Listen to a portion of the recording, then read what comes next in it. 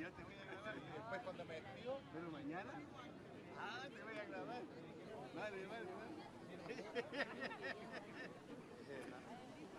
¿Cómo estamos?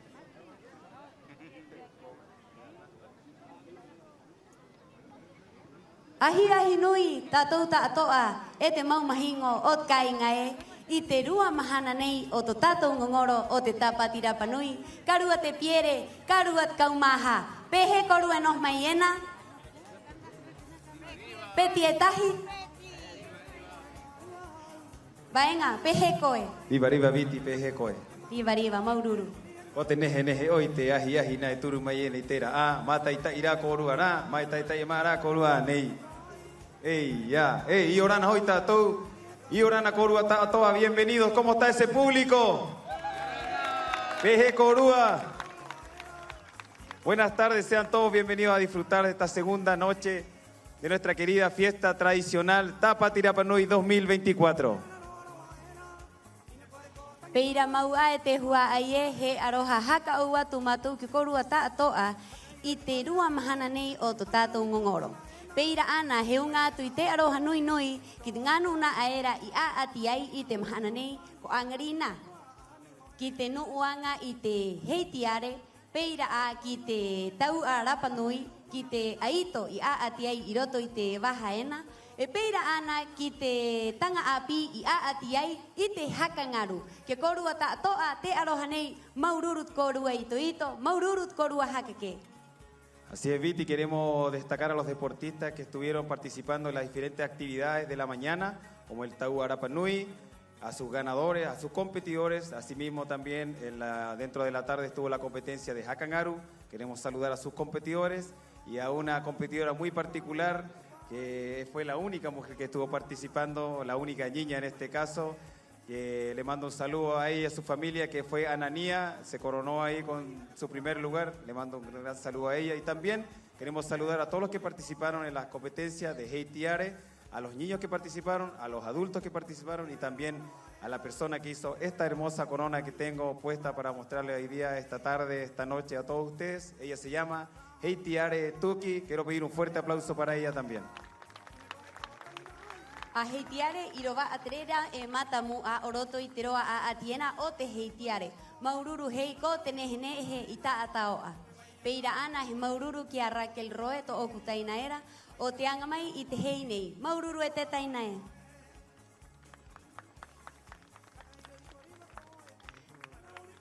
Peira ana, hanga ana matou mo aroha ki te suerkao o te kainga ko Sergio te pano. Eira he aroha atu ki te pereti tene o te mau hatu Don Carlos Edmunds Paoa. Peira ana ki te ariki o te Tapati Rapa Nui karua te piere karua te kaumatoru ko Vaitiare Flores Riroroko. Peira he aroha atu ki tatou Tavana Don Pedro Edmunds Paoa Tavana i orana koe. Ki to tatou uka o te Tapati Rapa Nui nei te uka ka ariki ena to ona ingoa ko nehe pako mio atan. Fuerte el aplauso para Neje, nuestra UCA de nuestra Tapati Rapa Nui 2024. También queremos saludar a nuestro honorable consejo de la municipalidad Tatou Jare Tavana y Orana Naimu Anana e Maro Atuenana y Orana Korua. Peira ana ki te toru te kauma ono hua ai o te honui. Ki te nuna a anga iroto i te kode ipa, mkorua tātoa te aroha nei.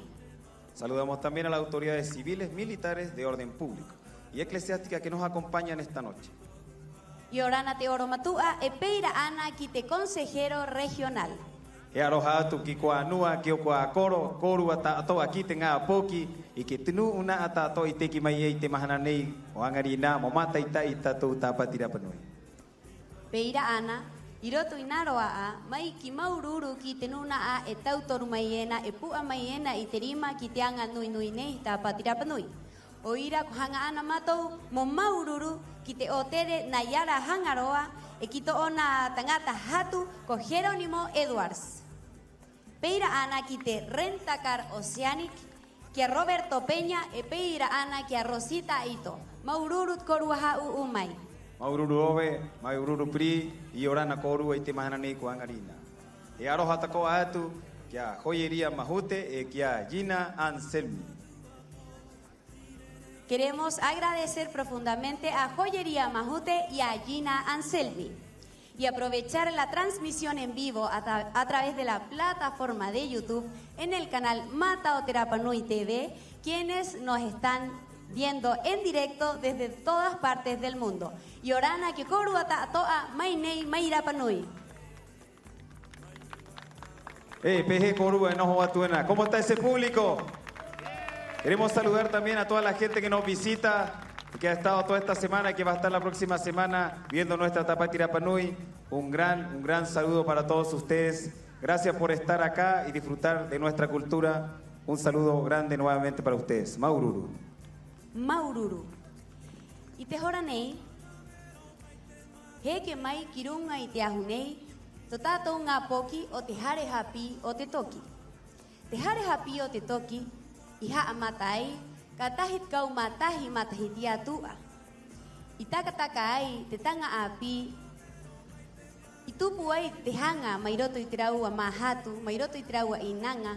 Moha katu'u i te kona e tahi, moha pi ki te tātou ngā poki i te ono o te himene, o te hakatangi, e peira ana o te Reo Rapa Nui e te tahi atu hauha ahenua.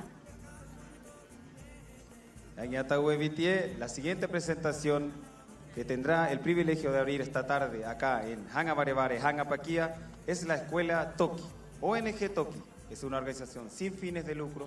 Su objetivo principal es brindar una educación integral en niños y niñas, entregándoles un espacio y herramientas para el desarrollo artístico. La Escuela de Música y Artes de la primera ONG Rapa Nui, que nace en el año 2011, gracias a la gestión de sus fundadores.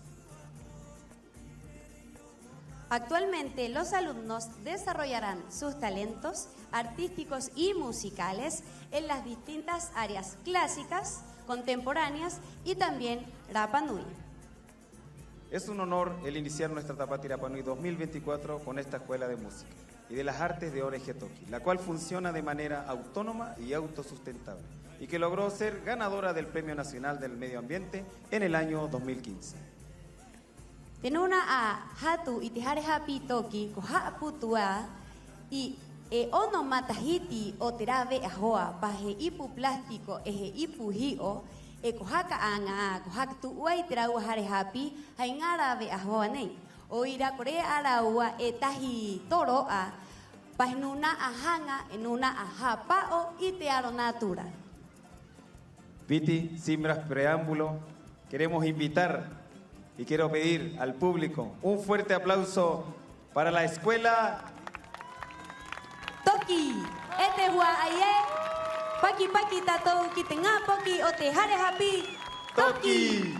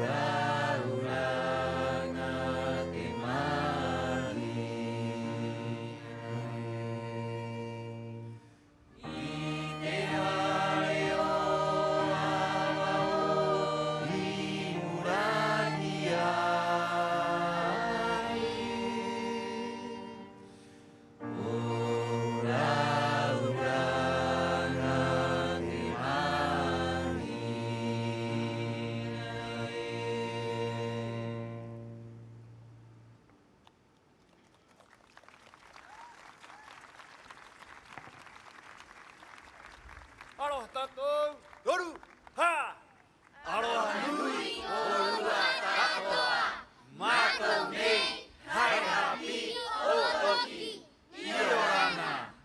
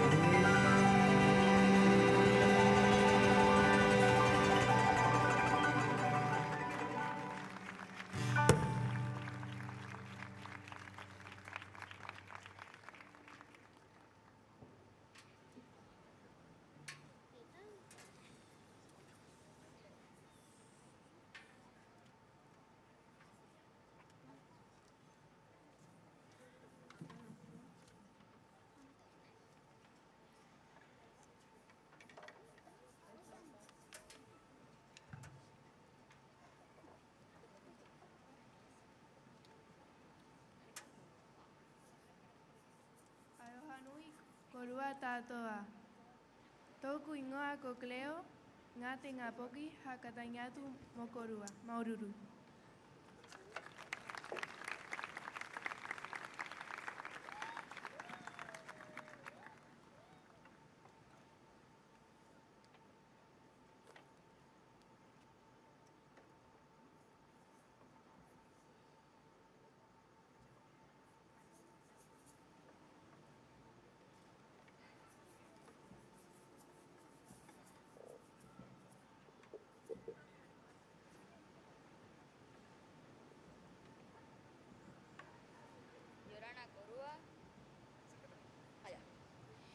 Yorana Korua, Toku Ingoa con Christopher, yo voy a tocar la canción francesa.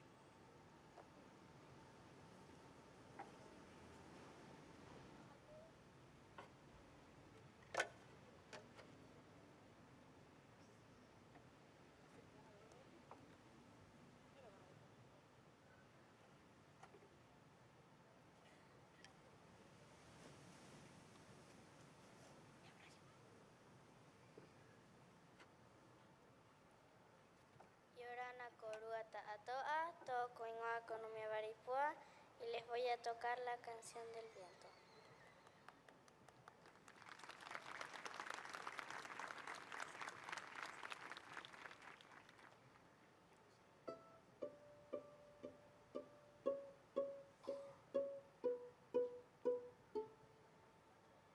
Fuchs, du hast die Gans gestohlen, gib sie wieder her.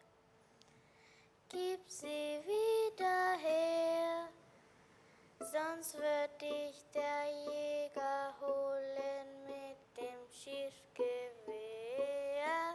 Sonst wird dich der Jäger holen mit dem Schießgewehr.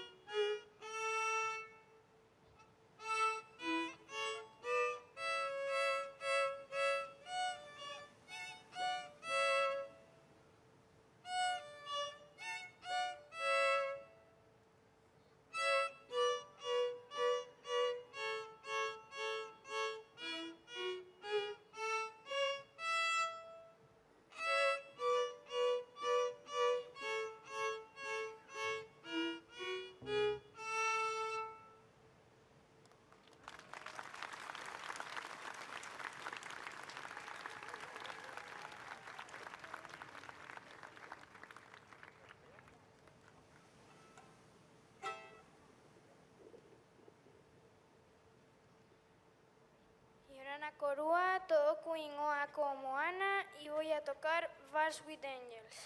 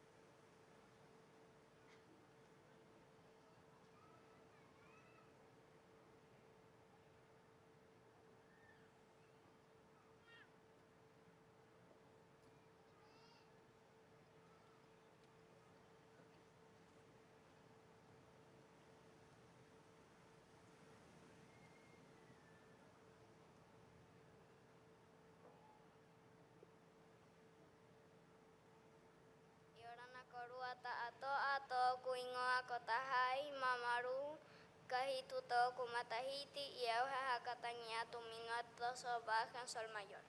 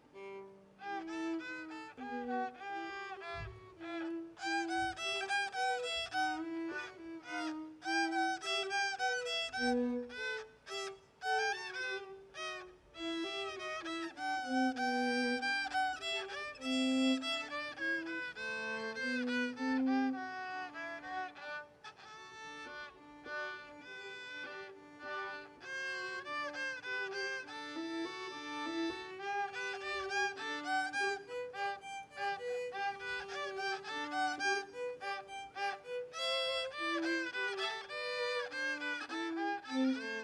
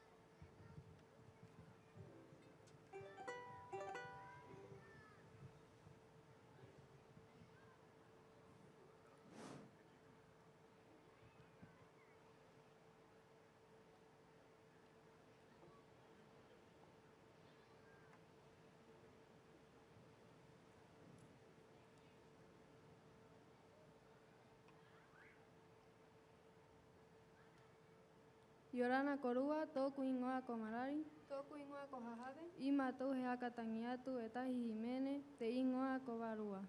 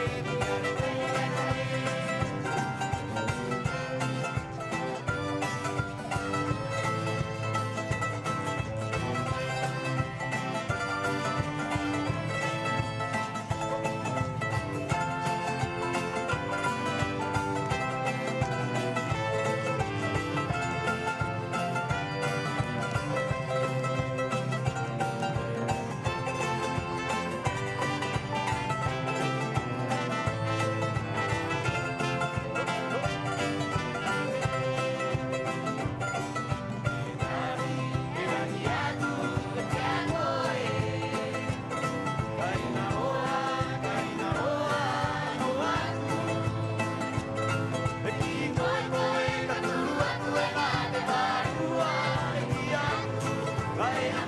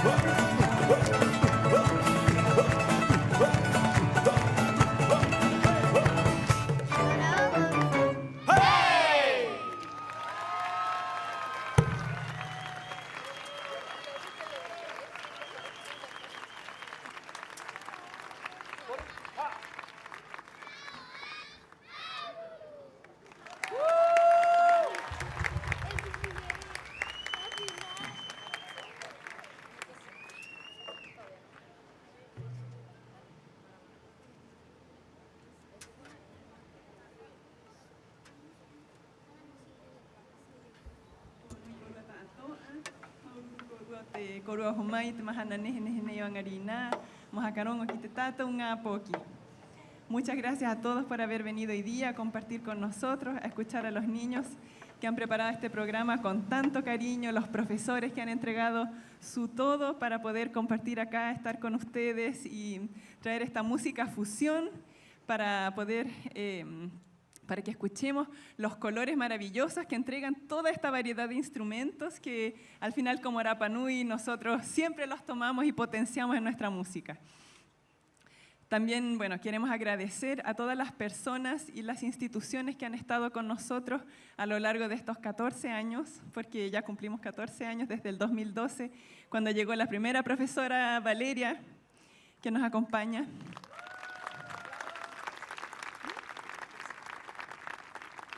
Ella llegó a hacer clases con los 2 primeros pianos y el padre lo recuerda porque está acá y él recibió estas clases. Durante 3 años o más quizás estuvimos ahí. Luego construimos la escuela con el apoyo y la ayuda de muchas personas que vinieron de todas partes y con nuestra comunidad también. Se cumplen 10 años desde que iniciamos la construcción. Y bueno, muchas gracias a la municipalidad, a la Corporación Cultural, que han estado siempre a nuestro lado de una u otra forma, de forma indirecta o directa. Y también a todas las personas que, bueno, son muchas en nuestra comunidad y realmente los tenemos siempre acá, aunque a veces quizás no se dé la instancia de nombrarlos uno por uno. Cada uno de los que ha participado de su manera ha hecho una diferencia muy grande y por eso que estamos acá pudiendo compartirlo con ustedes. Este es un acto de unión que sucede con la música, que rompe todas las barreras, rompe las barreras sociales, raciales, económicas, de todo tipo, porque la música es una sola. La música nace de adentro y se comparte desde el corazón. Así que muchas gracias a todos los que han estado ahí y que han creído en esto.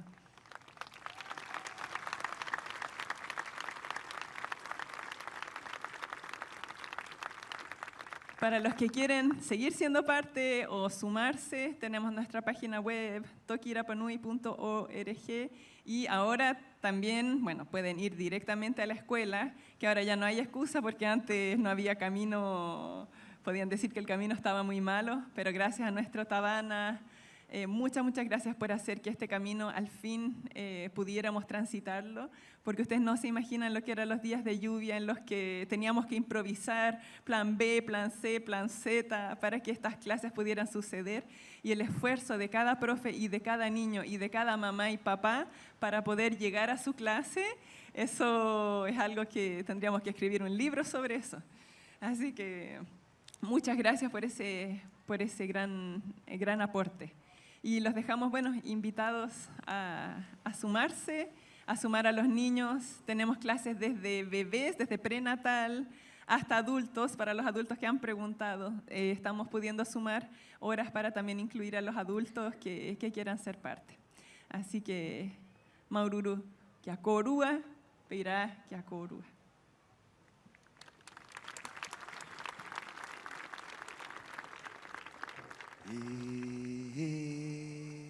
Mo tātou tangata henua, mo tātou oone, mo tātou tokerau, mo tātou waikawa, ki e rā e tātou hakara. He aha te hauhaa o te ao nei, he tangata, he ngā poki. Hei mā hatu mkorua tātoa, mao.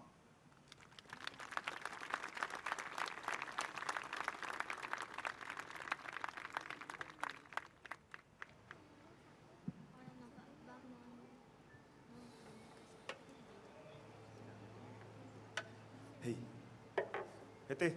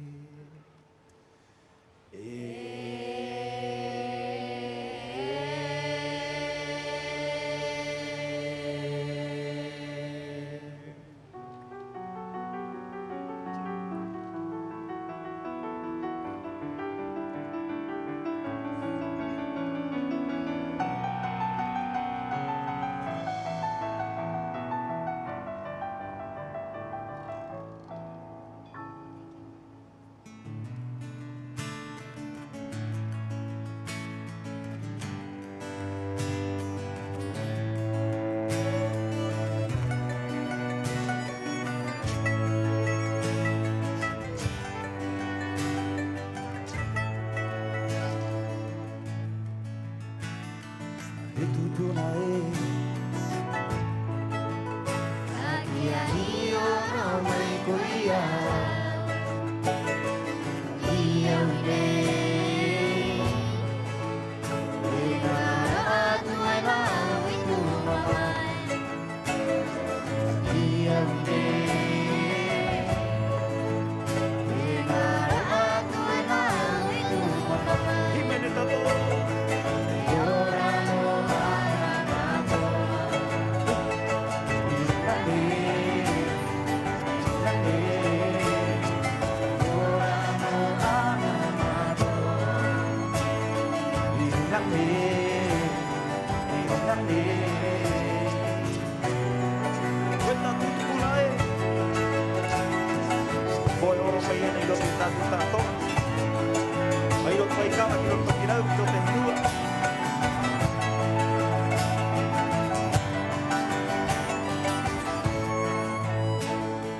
Itu punae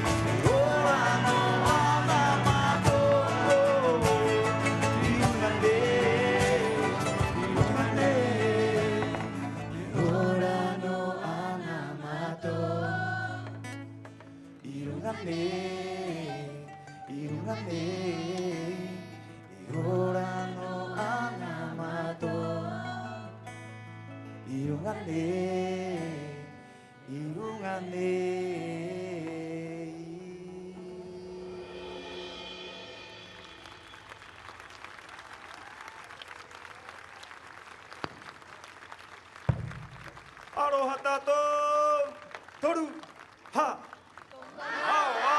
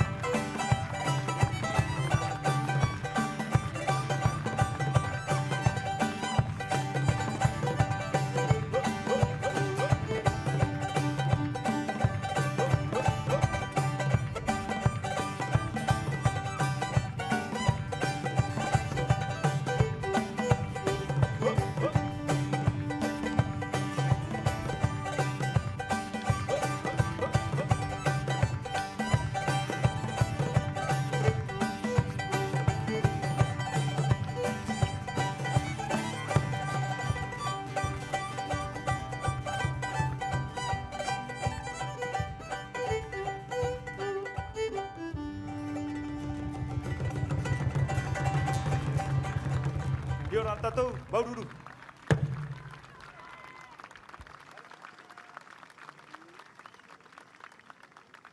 E te maupukuranga e, paki paki, haka ai mai, ki rotu rotu tahi tātou, ki te ngā poki, o te toki. Maururu e rike, maururu e mahani e, maururu e hotu e peira ana ki te Maori, i hapi ai, i ki to tātou rikiriki, i te rau huru hakatangi, hei wharauta pahe violin, peira ana te piano, te ukerere, e te tahi atu. Maururu e hotu e. Y aquí está Eviti, rotu rotu pai mai tātou, más fuerte el aplauso para la escuela ONG Toki. Que se escuche, que escuchen esos niños. Maururu kira ua mahani, arua korike, e haka uhu e oho mai ena tātou ngā matahiti nei, ki angari nā, mo haka eke mai ngā poki ki runga i tātou ahu nei, i nei hanga pakia. También, por supuesto, hay que agradecer a los padres, tíos, abuelos y todos quienes están detrás de nuestros niños y los llevan todos los días a sus clases en la escuela de ONG Toki, que no queda tan cerca, queda en Haupu. Que korua tātoa e te matua e, te maururu e te aroha, o korua anga, o korua tautoru ki korua ngā poki. Así también saludamos a los profesores, un afectuoso y caluroso aplauso también para nuestros profesores de la escuela ONG Toki. Maururu kiraua. I te horanei e te maumāohi e, he nono i atu mātou ki korua tātoa, mo mata i tai mai, i te horanei he atu e tahi tere ata, nā korua he tkea, he ahat me e oruna. En estos momentos les presentaremos un pequeño video de nuestra UCA Neje Neje, Mata Ita y Korua. Espero que lo disfruten. Maururu. Ki mata ita i tahi tātou, i to tātou uka, ka ariki nei, o te tapa tirapanui, karua te piere, karua te kaumaha, ko nehe nehe, pako mio, atan!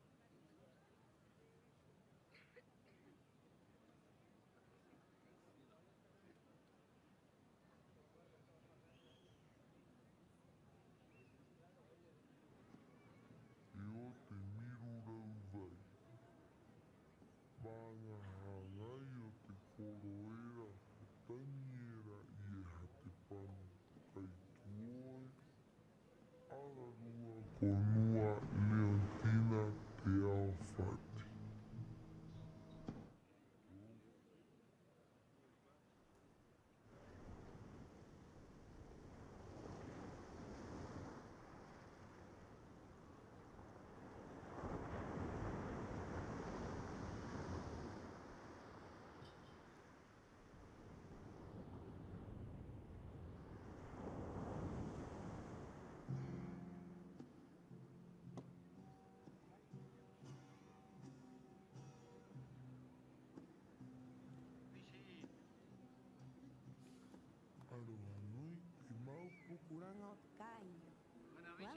Ko haukina ukahima nehe nehe Pako mio atan.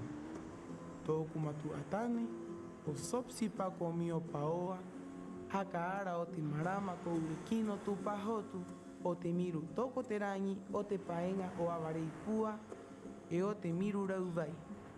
Maanga hangai o te koroera ko taniera i e hate panu kai tuoe, ararua ko nua Leontina Teofati.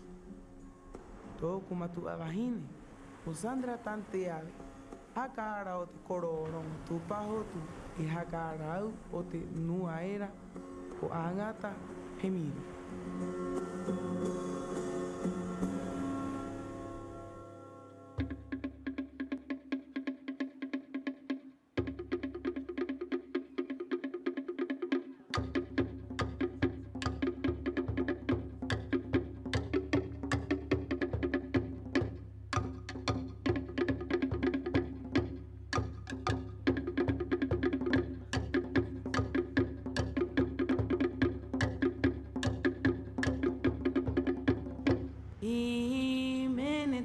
tātou mō te tāpatira panui nei.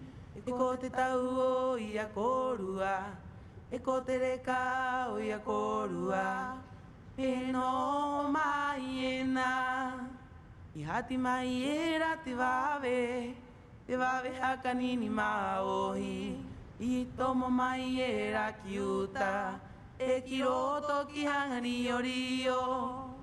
I e ra korua e takatakaina, pao mai ra ane, e ki hime ne tātou, e mo te tāpatira panui nei.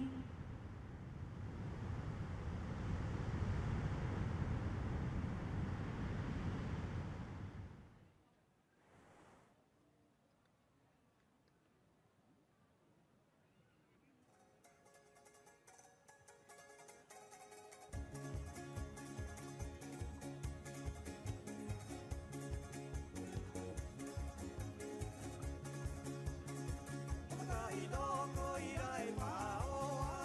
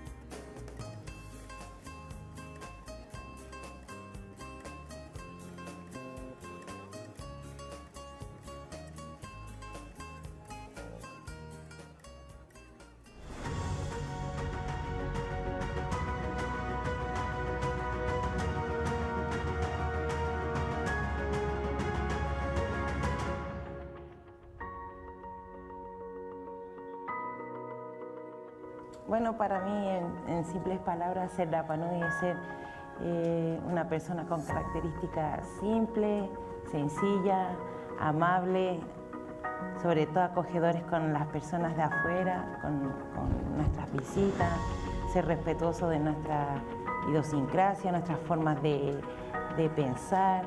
O sea, lo veo tanto porque mis papás son tan así que yo creo que ser como mis papás es ser Rapa Nui. Mis papás son personas muy amables, acogen mucho a las personas de afuera, muy respetuosos de sus tradiciones. Mi mamá me decía la otra vez que nunca se imaginó que iban a venir tantos aviones en la isla y que iba a haber tanto turismo y otras personas que hablaran otros idiomas, pero siempre me decía, cuando tú veas a una persona, aunque sea un vaso de agua, o tienes una piña, una sandía en tu casa, tienes que atenderlo, porque la gente no busca de uno un algo, la gente viene porque quiere ver cómo es uno. Yo creo que lo más lindo que puedo decir que me encanta ser Rapa Nui. Yo creo que es lo único que nos diferencia del mundo entero, es haber nacido en el medio del Pacífico, somos los más afortunados del mundo. Nacimos en un lugar privilegiado, alejado de tanta contaminación. No me refiero solamente a la contaminación como de basura y esas cosas, sino que a todo tipo de contaminación tecnológica, de mentalidades igual distintas.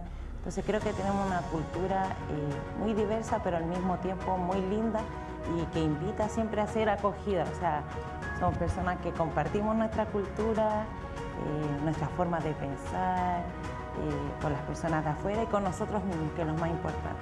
Y nunca olvidarnos que un Rapa Nui siempre ha sido respetuoso.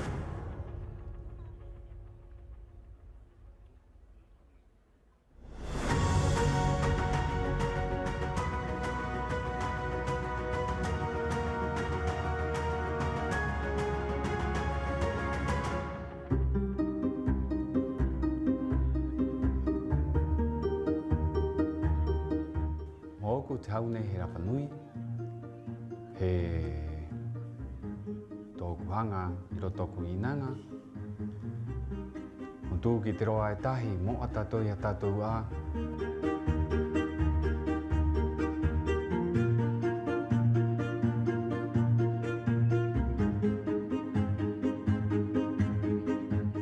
Hapa o te ngā poki, he tuha a i te ite, he mo ai te korohua, hātura, i te pamaururu, i me tatoa nei e vai mai era e te tupuna.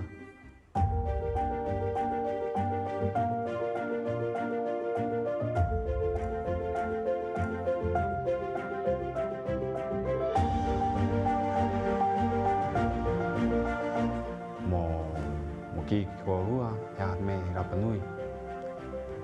Hangai hei i te ngā poki, mo ai korohua, mo at me he auha au nei, hui at me ni hei Rapa Nui.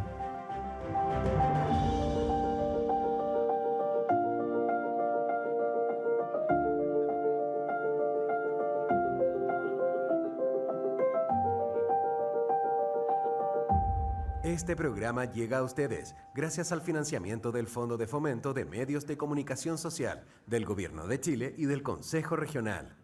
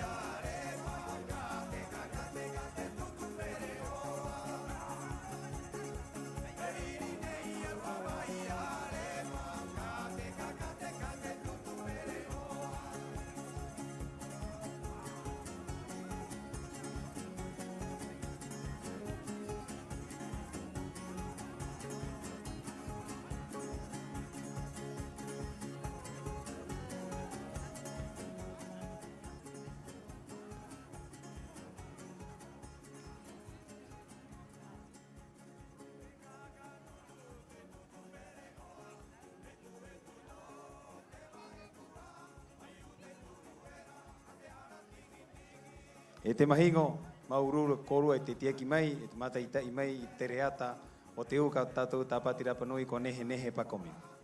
Muchas gracias a todo el público presente por haber tenido la paciencia de poder esperarnos a que pudiéramos acomodar nuestro escenario de Hanga Bare Bare para la próxima presentación. Así es, Viti, la competencia que se nos viene es la competencia de Jiménez Api. Pero antes... Ete hua aie, ete mauma ohie. Te ajuneyo Hanga Bare Bare, he ahu mohaka paka e mohaka ora i te hauha atupuna. E peira ana mohaka paka i te tangata, mai e ora noa.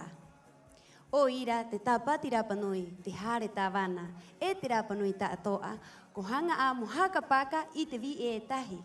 Pahe matua, pahe vi e maua, peira ana pahe mamaru au, pahe taina, e pahe vi e koa e vi e reka. O ira, ko hanga ana matou, mohaka paka i te ua unei, to ona ingoa, ko Teresa Ormazábal. Así es, querido público, queremos pedir un fuerte aplauso y ovacionar esta noche a una gran persona, a una gran mujer, a una hermana, madre de familia. Queremos que suba al escenario con su familia, la invitamos acá a que nos acompañe con nosotros y que la gente pueda ver toda la puesta en valor que han tenido y toda la influencia que han tenido acá en nuestra cultura, su familia. Maururu, más fuerte ese aplauso. E apino a ia, i tu mai ai ki Rapa Nui, i muri, i te taina. Konoho ai nei, ko hai po i po aki te tangata Rapa Nui, pore kore ko at ana ngā po ki Rapa Nui, e peira anat magpuna. Mai to oku iti hanga awi te ke ai ia, i roto i tapati Rapa Nui, e a atiro a i roto i a ati o te tui karone pipi. O ira e te mauhua ai e ki hakapu ai te rotu ki te vi enei, e ki tona hua ai ko Teresa Ormazábal.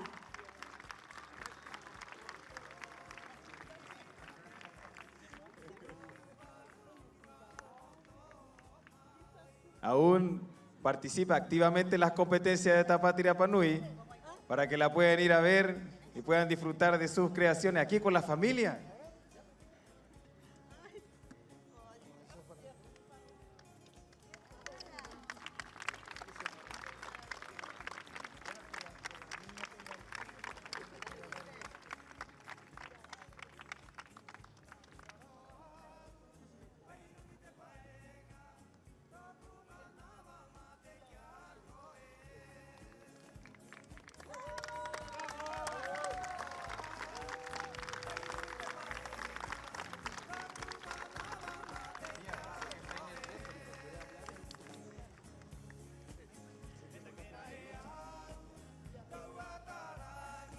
Muchas gracias.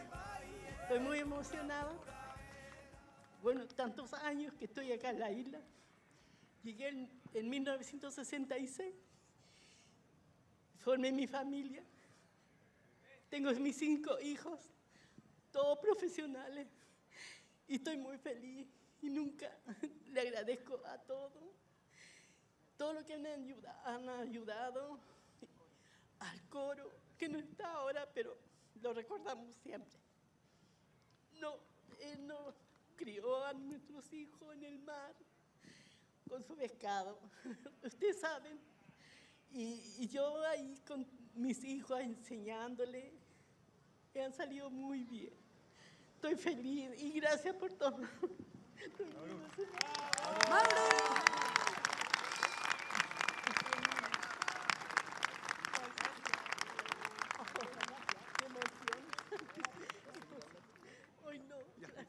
No voy a hablar.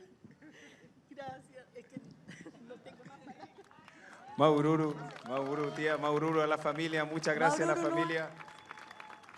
familia, gran aporte a nuestra comunidad, a nuestra cultura. Más fuerte ese aplauso, se lo merece, es una gran familia, igual que todas las familias Rapa Nui que aportan. Y así es representar la base que es la familia. Un gran aplauso para la familia también.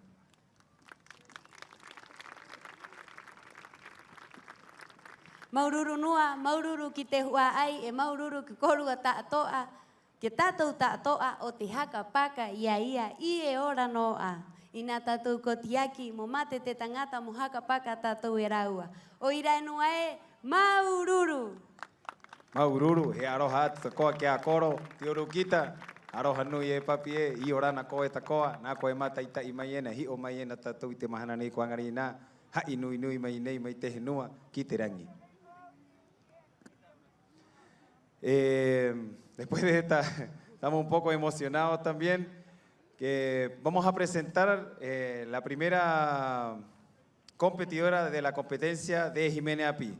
Pero antes, vamos a hablar un poco de la reseña. Esta competencia consiste en la interpretación de una canción inédita por cada participante, midiendo de esta manera su creatividad y dotes musicales. E te hua ai e, i te hora nei he neke tātou ki te wahara e o te aati o te ponei he Jiménez Api. Los criterios de evaluación de la competencia de canto inédito serán los siguientes. La letra de la canción, ritmo y acoplamiento, afinación, melodía, ejecución musical, actitud en el escenario, vestimenta y tiempo de duración del tema que no deberá superar los 4 minutos. Así es, y para esta competencia tenemos a un honorable jurado, ahí está la palabra, que es, y quiero pedir un fuerte aplauso para Yoyo Tuki. Gran compositor, nos acompañó anoche. Yoyo y Orana Koe, Maururu por estar, una hermosa voz. Ahí tenemos al jurado, ¿no? ¿Está? Ahí está. Maururu Taina, más fuerte ese aplauso, ahí está Yoyo Tuki. Tenuna a kahaito e nai te a atira e o te ponei o te Jiménez Api, te tangata henuara e ko Yoyo Tuki. Así es, Viti, también tenemos a Ramón Gustavo Hey. Y Orana Koe Siue. Gran compositor también, muy entretenida las canciones. Siu y Orana Koe, gran buzo y siempre activo participando en las actividades de Tapati Rapa Nui. Peira ana te tangata hope a kahaito e na i to tatou a ati, y Orana Koe, Lonti Paoa Rapu. Fuerte el aplauso para Lonti Paoa Rapu, también destacado músico Rapa Nui, gran guitarrista y gran amigo también. I te hora nei, he ke mai te vi era e ka a ati nei, to ona ingoa ko Alicia Ika Acuña. Fuerte el aplauso para Alicia.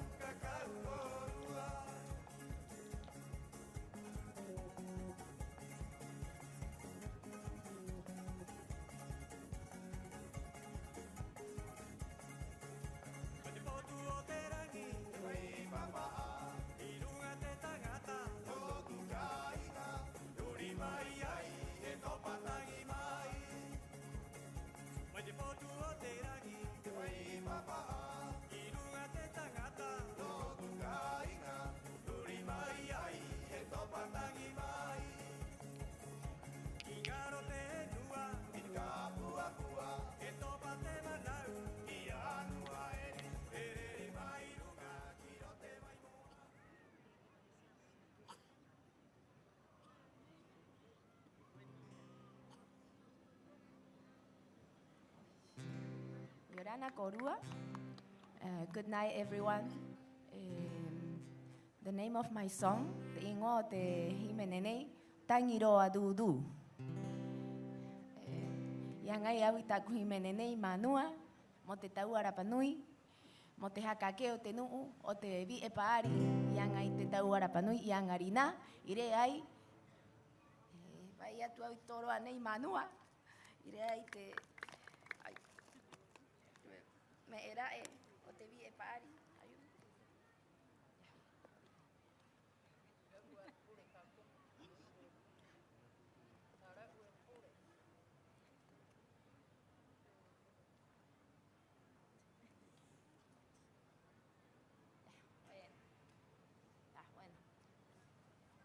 Ire ai te toro anei manua, maururu atu ki a koe, ire ai te tau Arapanui angarina.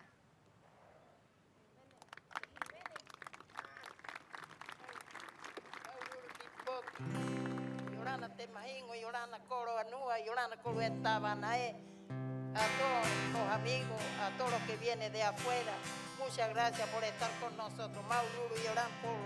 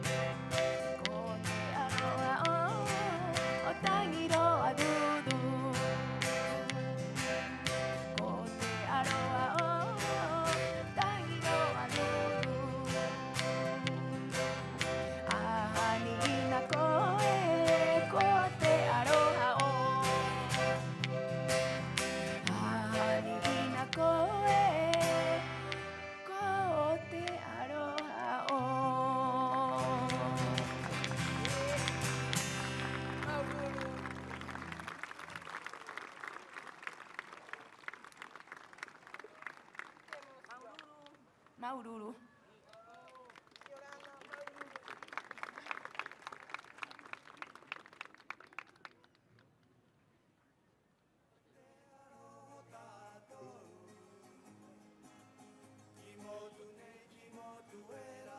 Y Maururu, más fuertes aplausos para Alicia.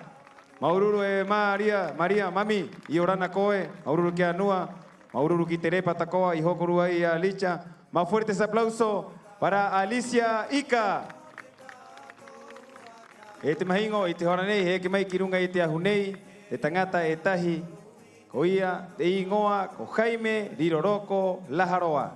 Quiero pedir un fuerte aplauso para el siguiente competidor, Jaime Riroroco Lajaroa.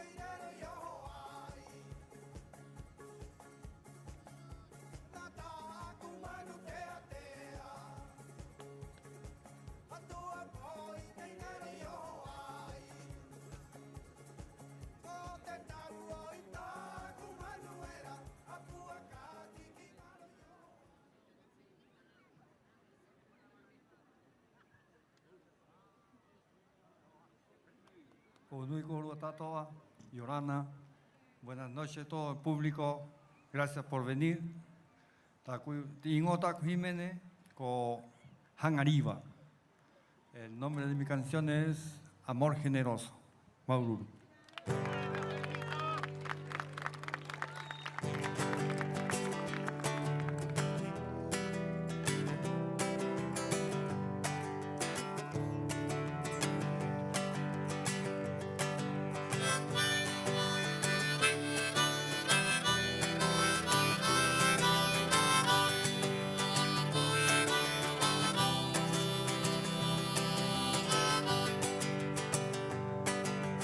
Teka teka to matai no te te manau More atua te inanga he kore o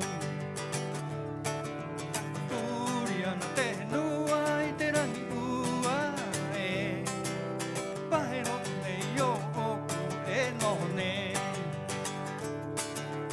Ki mai tō hoa ka hakare hua tu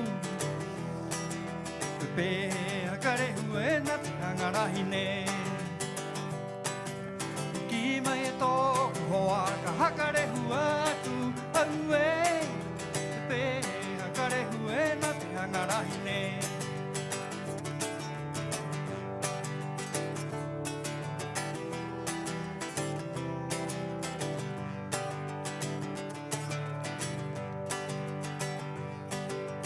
Koe mau no te me wa ai mai Te hanga te riwa te ora api nei E haere no taua te arake I roto ia ua na koe ka mau nei A te ara tika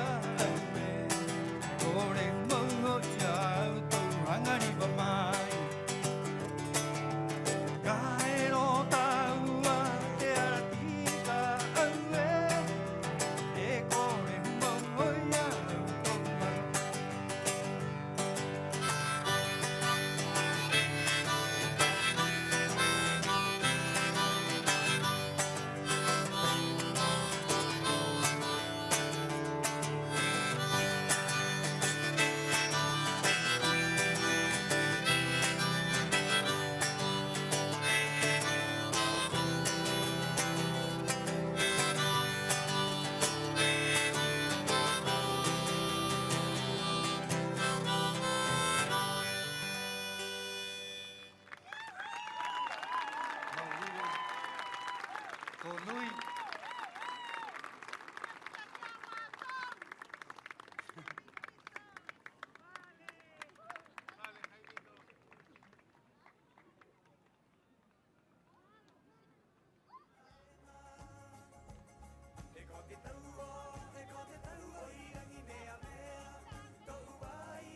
Iorana. Ehe. Este hua ai kiroturotu haka au tatou kia koro Jaime kotereka oi ta ana himene ye ke mai ai kirungai te ahu. Maururu kia ia o tereka o te hakareka mai te tatou tatoa i te ponei. I te hora nei e te hua ai e he ke mai kirungai te ahu nei o hanga vare vare. Poki wahine henua tanga api toona ingoa como ana te pano kontese.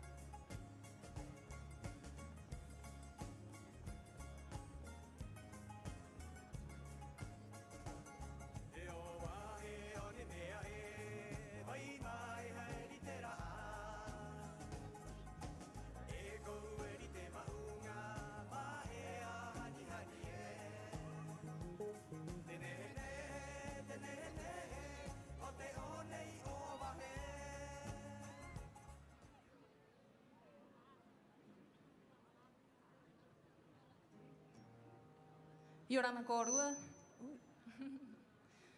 Aroha nui korua ta atoa. Tōku ingoa como ana te pano kontese. Piti ahuru mā ho e tōku matahiti. Te ingoa o te himene nei.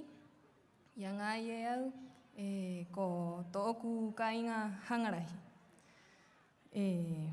Buenas noches a todos. La canción que les voy a cantar a continuación se llama Mi Tierra Amada.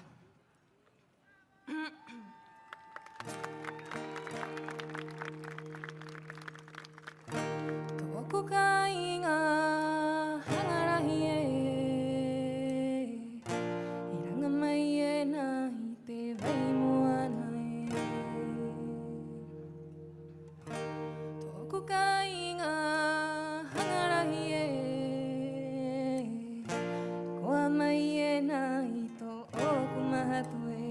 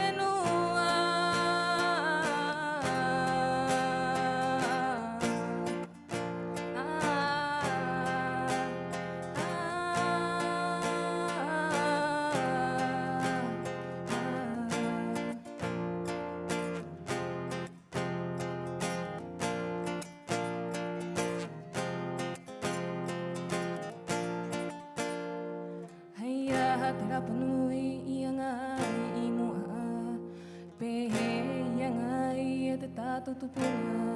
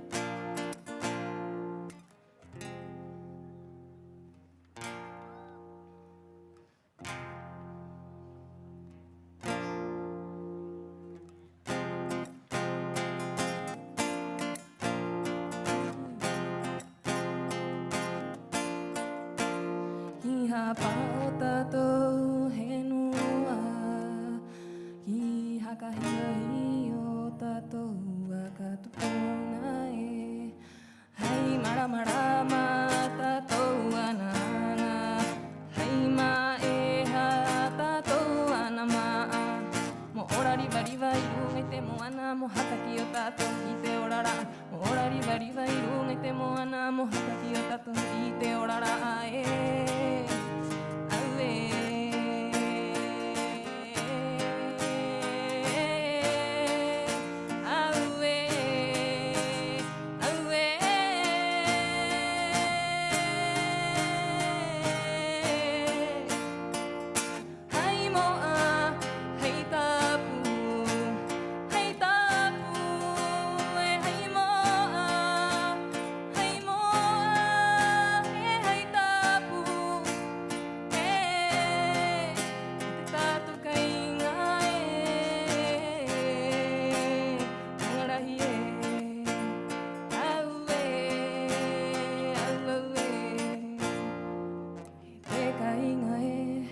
hio hio tātou mahatu e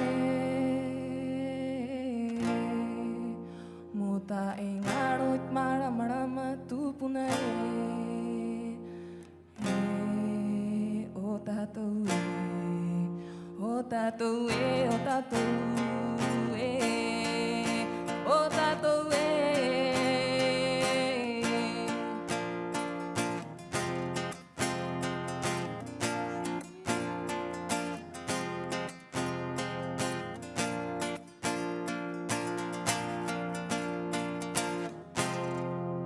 Maururu.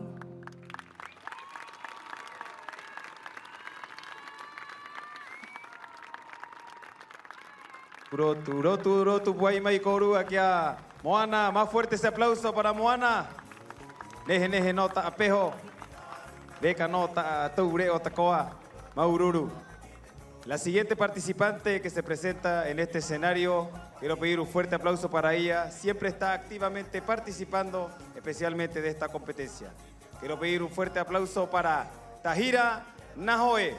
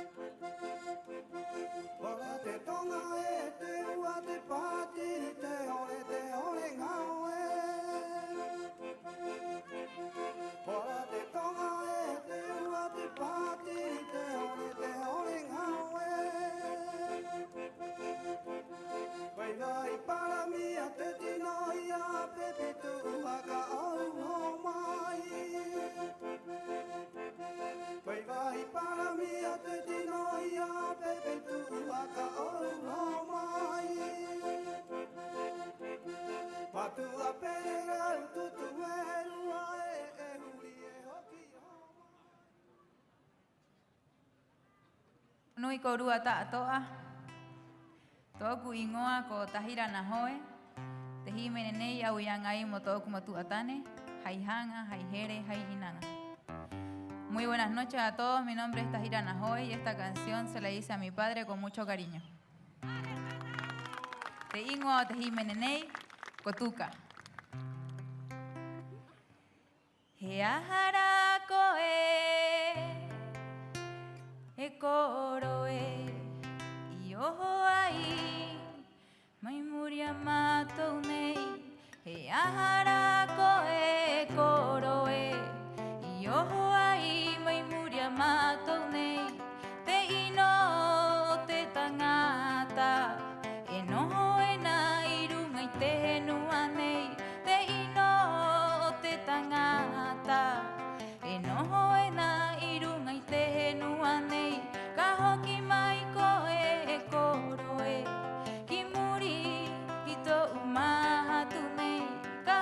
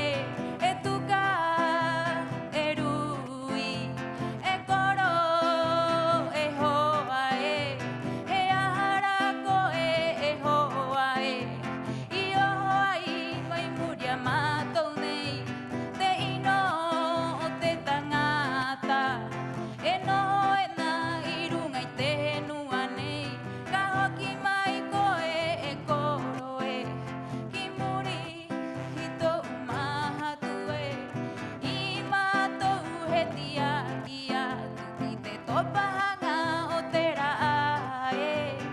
I mātou he tia kia tuki te topahanga o te raae.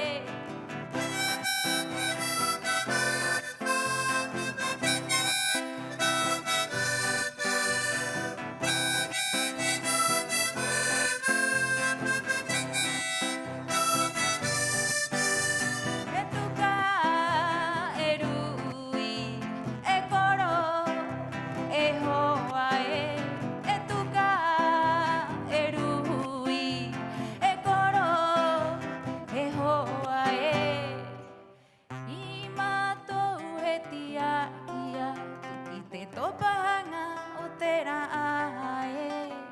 I mātou he tia kia, tuki te topahanga o te raae. E tuka e rui, e koro, e hoa e tuka e rui, e koro, e hoa Maururu i Orana.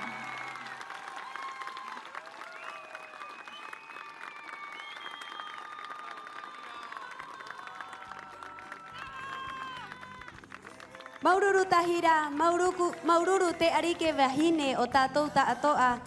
Tahina na hoe e peira a kia koro mine mine, maururu te reka o te korua himene, he tangi o te poki moto ona matua.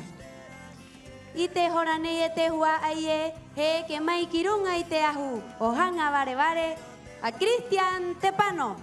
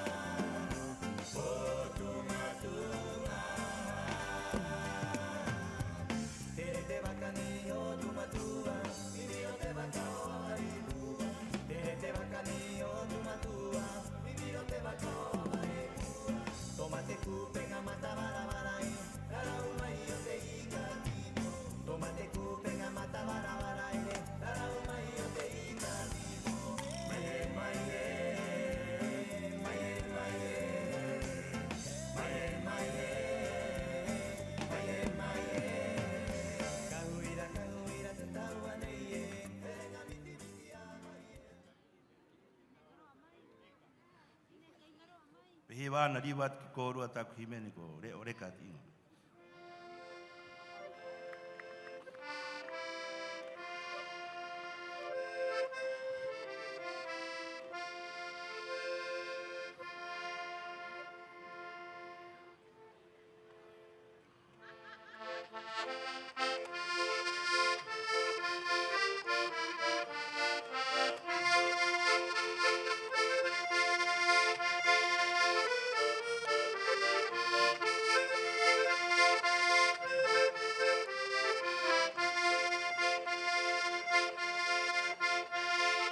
Waire kanoana tokure reye kati kati tato aya itmana tokuhenua waire kanoana tokure reye kati kati tato aya itmana tokuhenua Hakarere mai at mana. Mai hiva e haumaka. Ai vai no te moana, te mara mo te iki. Hakarere mai at mana. He haumaka he mai hiva. Kai a koru ka kimi, i mara mo te ariki.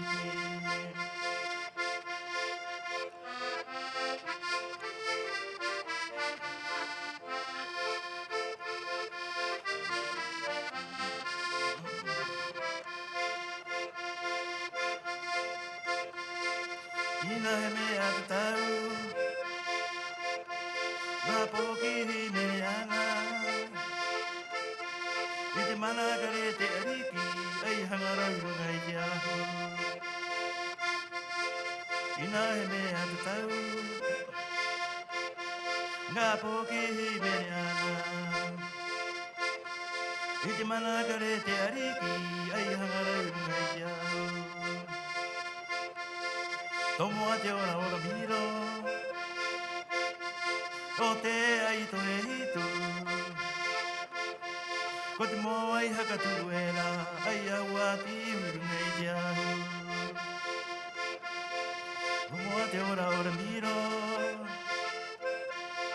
o te ai to e hitu.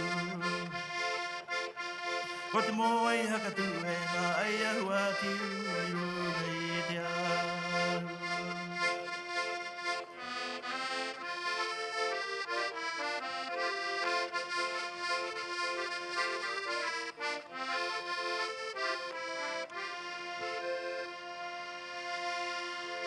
Maururu, Yonan Korua.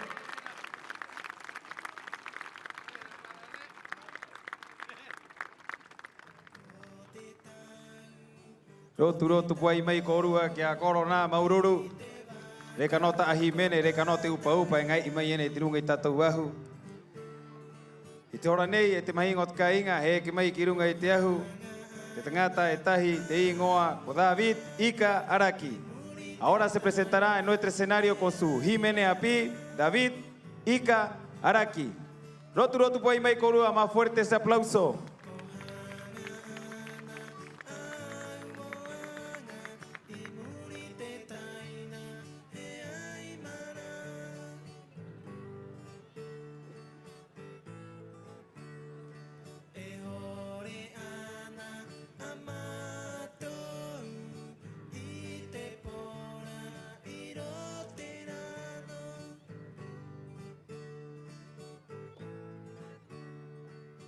Oh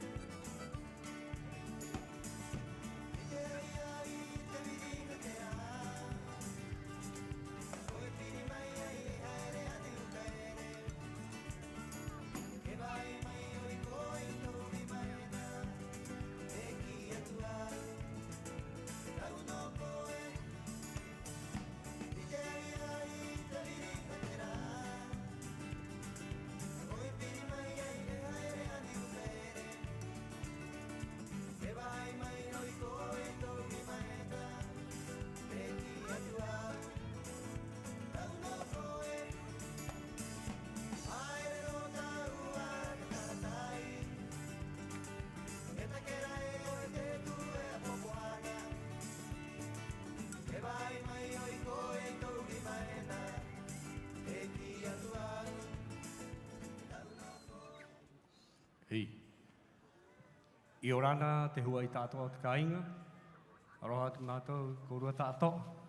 Muy buenas noches al público presente. Le damos saludos.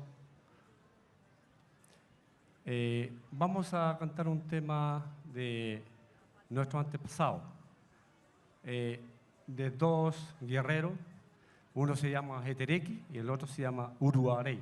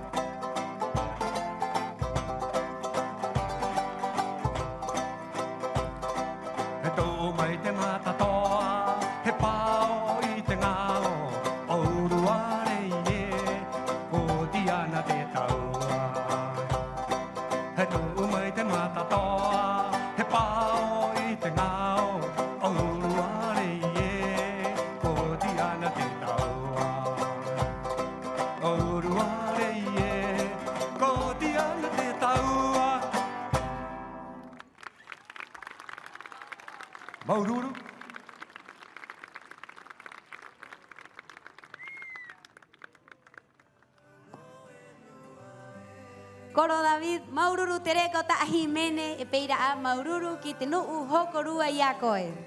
I te hora nei e te hua ai e, heke mai ki runga i te ahu nei, ko kimi ora hei araki, ki rotu rotu tahi tatou ki aia.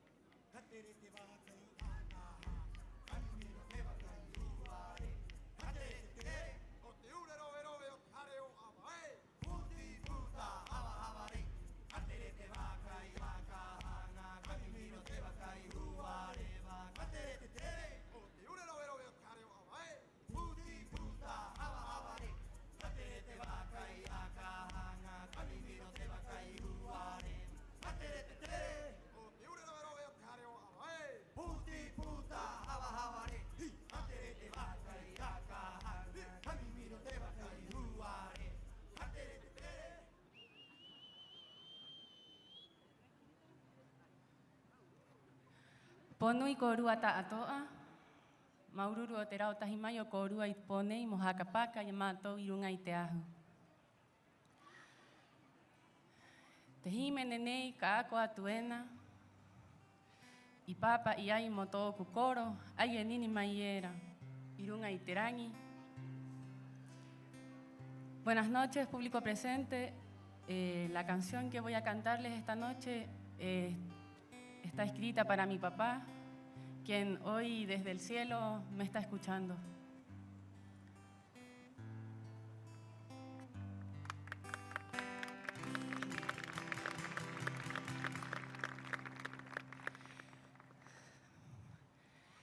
Kahoni honi mai koe katarai mai koe i te tahonga e i te rei miro e. Kahoni honi mai koe katarai mai koe i te tahonga e i te rei miro e.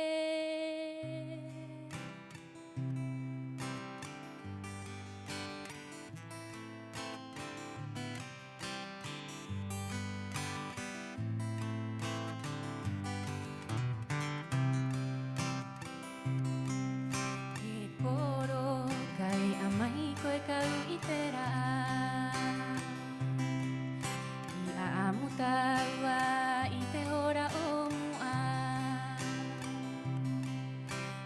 Haka I te mai ho I koe koro e I tōu mara marami tōu hakara e Ka haka I te mai ho I koe koro e I tōu mara marami tōu hakara e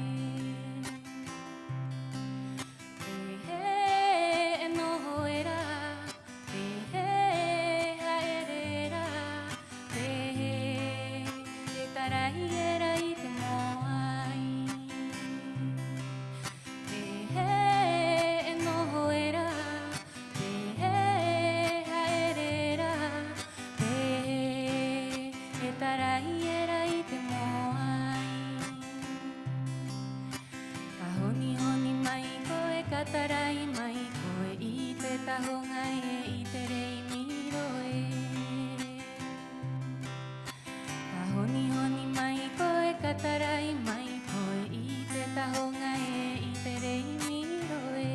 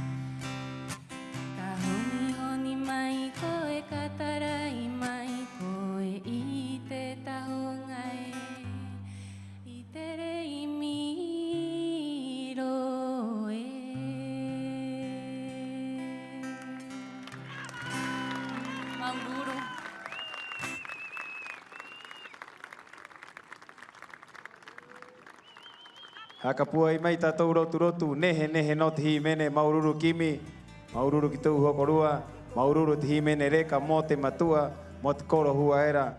Aito maua tātou kainga. Más fuerte ese aplauso para Kimi Ora y su hermosa canción dedicada a su padre. El siguiente competidor en presentarse en Hangapaquia.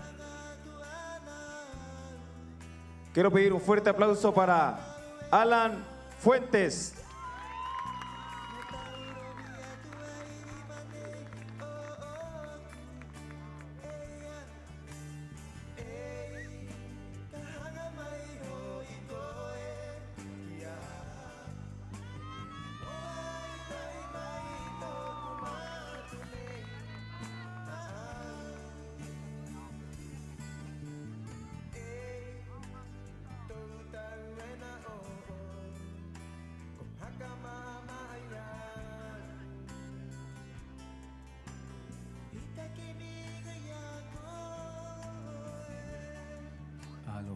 Si. Aroha nui tātou, te ingoa tāku riu nei ko mai te kona nei, he riu koromaki o te tangata e tahi, mo tāna vi e i mate. Mai te kona nei, mai runga, mai te henua, e ako atu e nā, ki ako e merahi e, I te kupu wānanga nei, I topa mai ai te manau.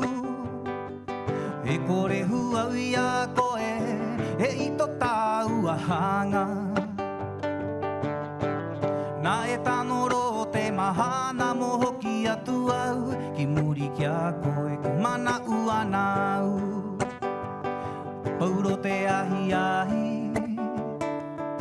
I rā kona e hohongi e rā tāua.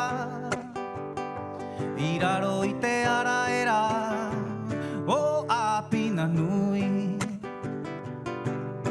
I mua e rā o te waikawa, ana tiaki au ki te hora. Mo piri haka ou o tō tāua warua. Uta taku ana au I te wawe, hati mai e nā, ana hui atu au, I te topa ingo te raa.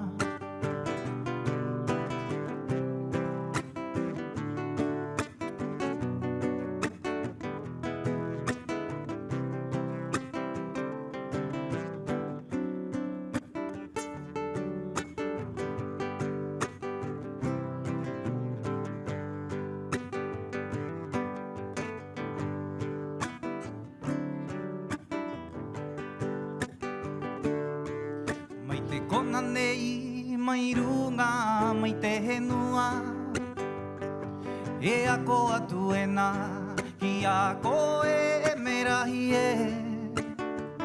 I te kupu wānanga nei, I topa mai ai te manau. E kore huau I a koe, e I to tāu ahanga.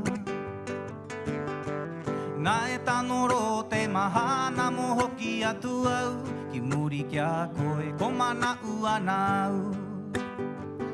Pauro te ahi ahi, I rā kona e hohongi e rā tāua. I raro I te ara e rā, o āpina nui. I mua e rā o te waikawa, Tiaki au ki te hora, mo piri haka ou o tō tāua warua. Uta taku ana au I te wawe, hati mai e nā, ana ui atu au, I te topa ingo te raa. I mua e rā o te waikawa, ana tiaki au ki te hora, mo piri haka ou o tō tāua warua. Uta taku ana au I te wawe, hati mai e nā, ana hui atu au, I te topa ingo te raa. ui atu au i te topa ingotera a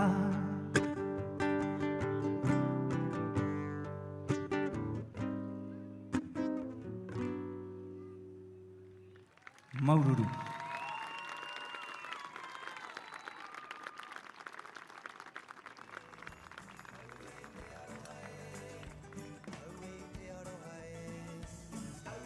Maururu Alan, Maururu Tak Jimenez, Maururu Tere Kau Tihakatangi. I te horanei e te hua ai e, he ke mai ki rongai te ahu.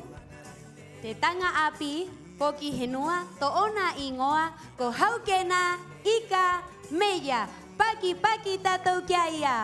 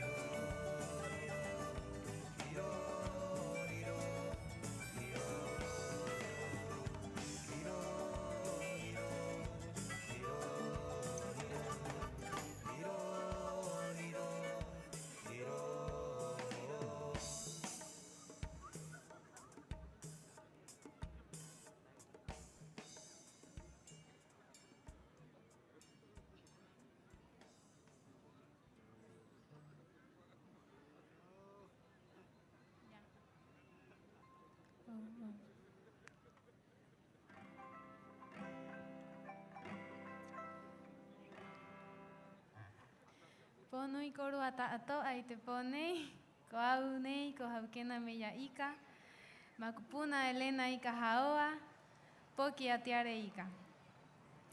Te himene nei au ianga ai, mai roto i tōku mahatu, mo tōku matu awahine. Te ingoa ko taaweu tiare.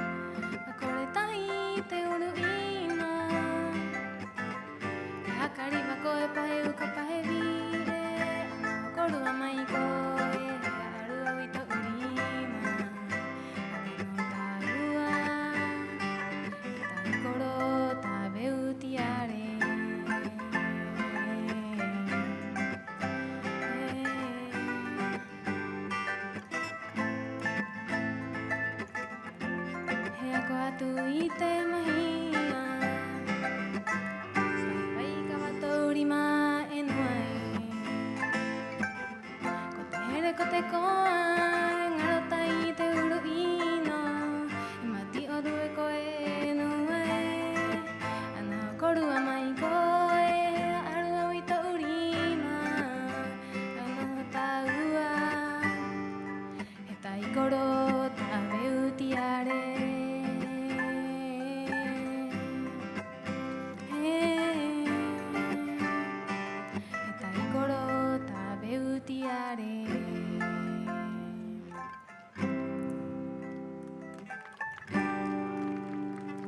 Maururu o te koru a hakara mai, o maoa.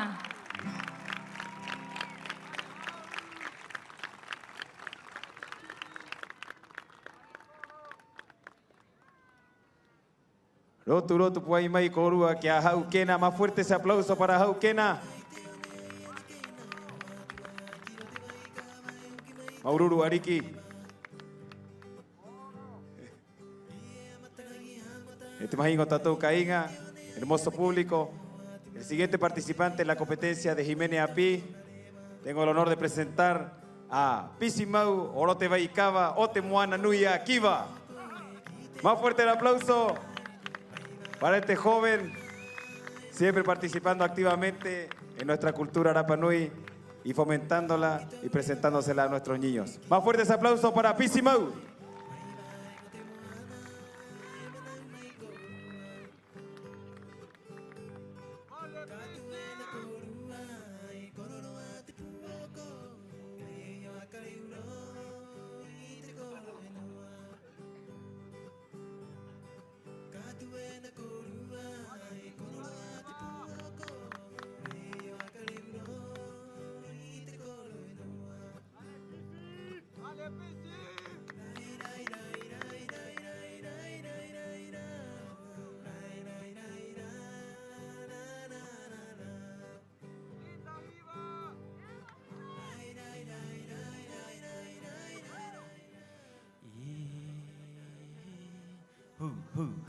Haka atu.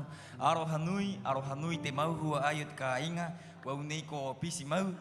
Te ingoa o te himene nei, au ka rio au tuena, mai ro te inanga makoru a ta atoa, he riutangi o te manu ta atoa, mai te manu rangi, ki te manu tere waikawa. Maururu.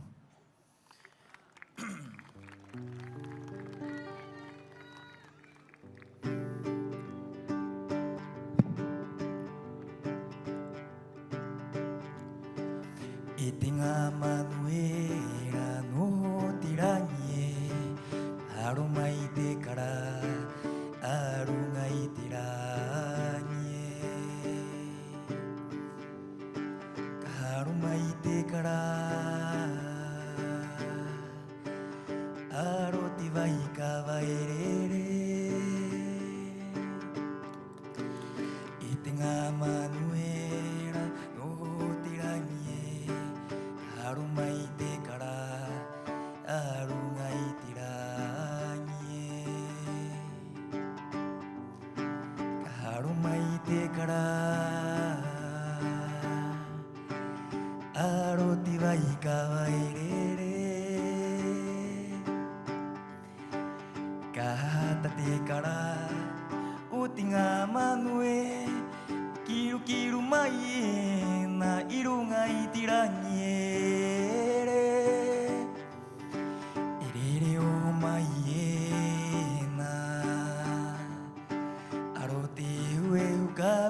Pua e ka hata te kara o te ngā manu e kiru kiru mai e na irunga i te rangi e rere o mai e na aro te hue u ka pua e ko te aroha o i te ngā manu e ngaro tahi mai e nā mai runga i te motungi e. Haka tōpa te mana u i he a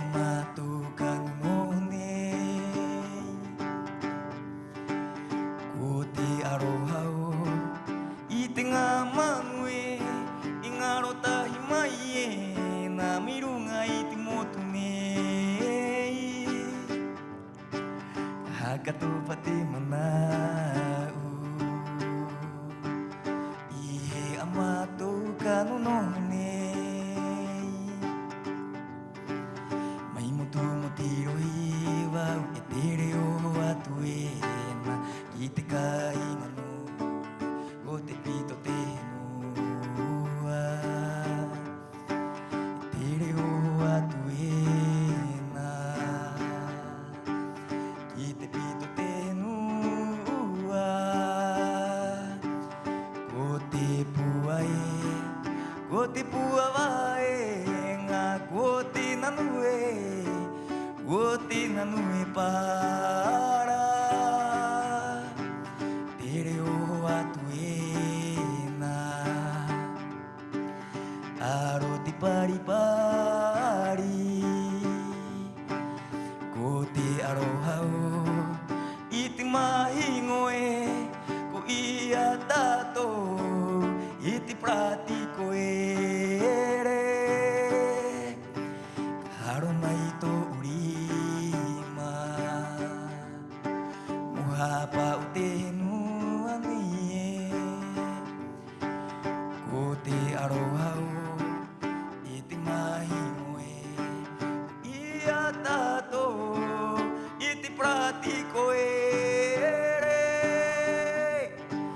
Haro mai to urima Muhapa o te nua nie Haro mai to urima Muhapa o te nua nie Mauru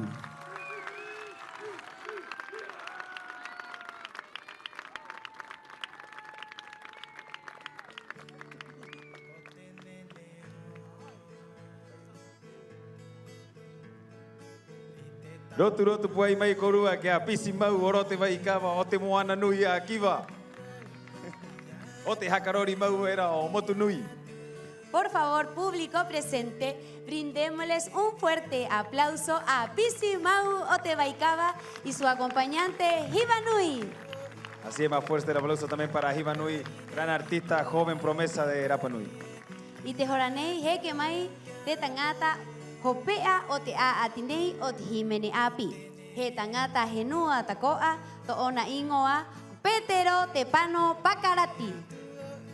Ahora se presentará el último competidor en la categoría de Jimene Api adulto.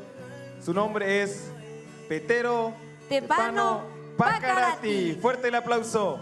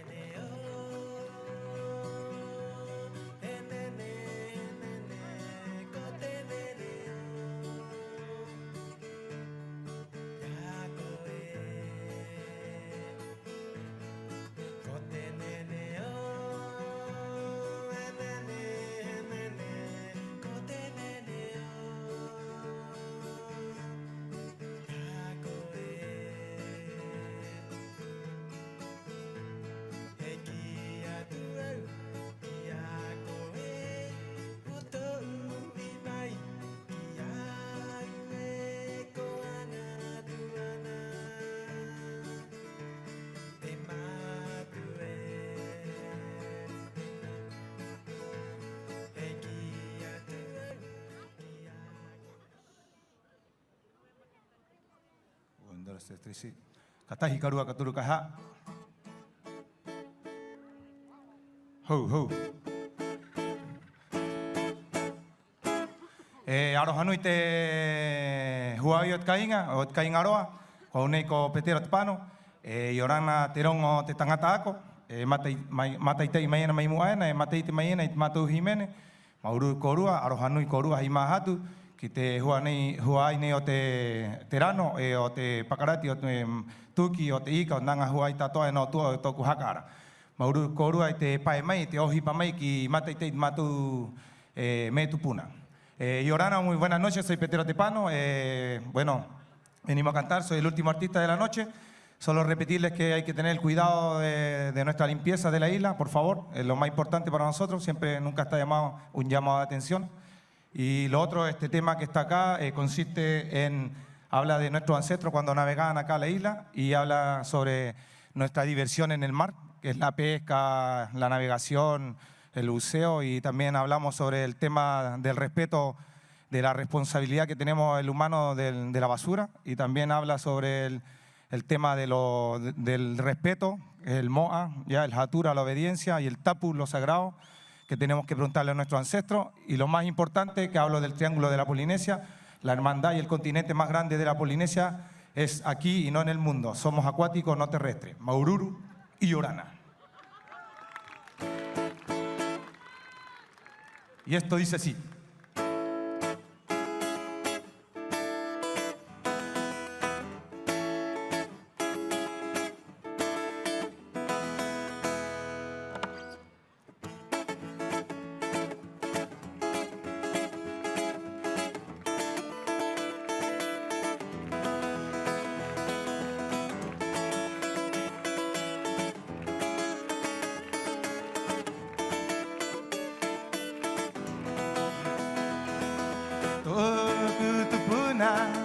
Tangata tere baikawa imuri te manutara wei te tu toku tupuna tangata tere baikawa imuri te manutara wei te tu he kori koiru ngai te wawe he ruku koiro te wai moana apao aoi te ika o te waikawa he kori koiru ngai te wawe ruku koiro te wai moana apao koi te ika o te waikawa tai mana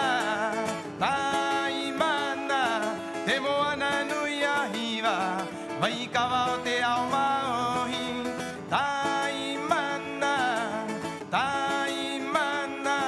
te moana nui ahiwa waikawa o te ao maohi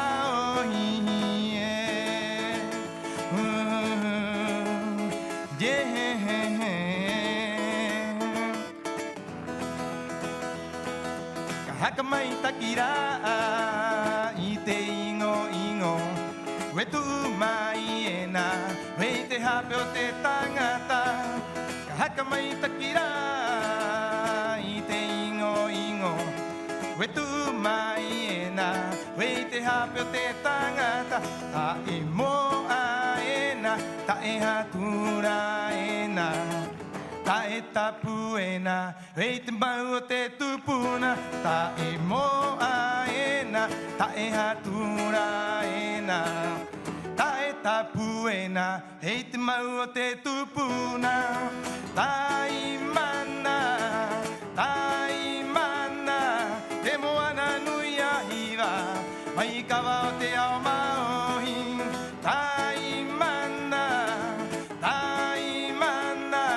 te moana nui ahiwa, mai kawa o te ao maohi.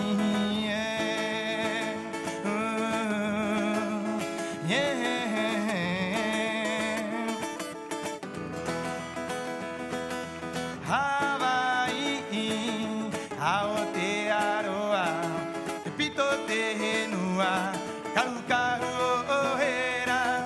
Hawaii, ao te aroa, te pito te henua, kau kau o hera. Tai mana, te moana nui ahiwa, mai kawa o te ao maohi. Tai mana, te moana nui ahiwa, mai kawa o te ao maohi.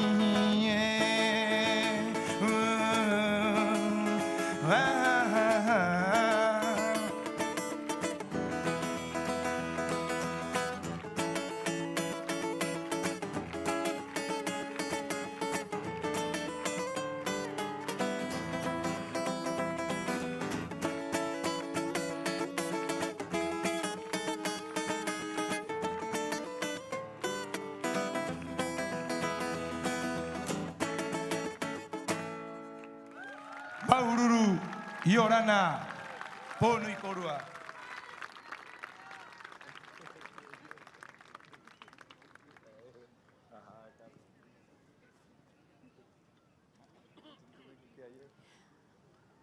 Maururu e te hua ai e, maururu e Petero e, o te reka o ta Himene, o te reka o ta Avananga, e o te haka tangi takoa. Y junto a este participante, Petero Tepano Pacarati, ponemos término a la competencia de Himene Api. ¿Qué les pareció la competencia? Más fuerte ese aplauso.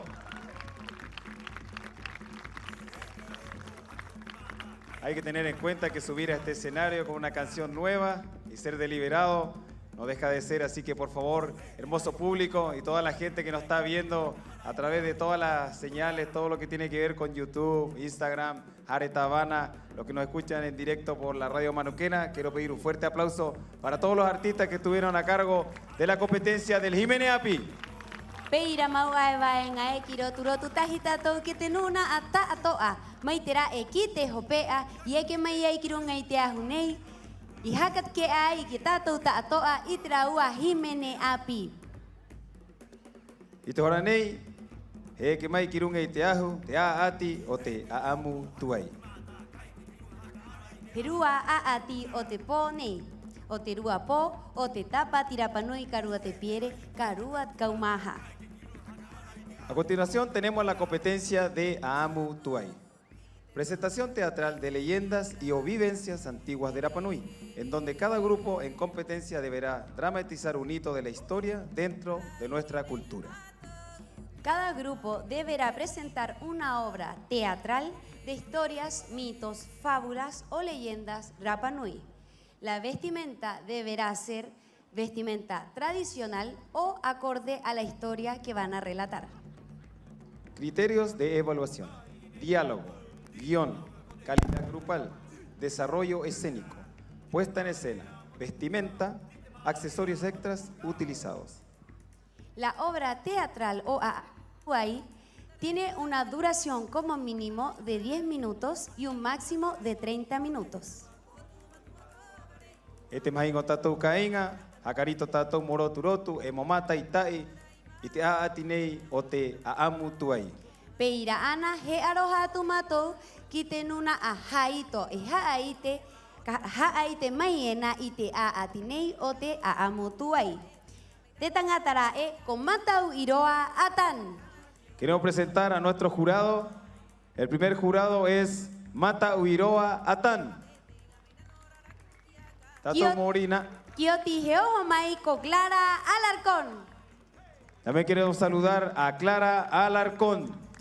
Emote Jopea kia Ángela Pacarati.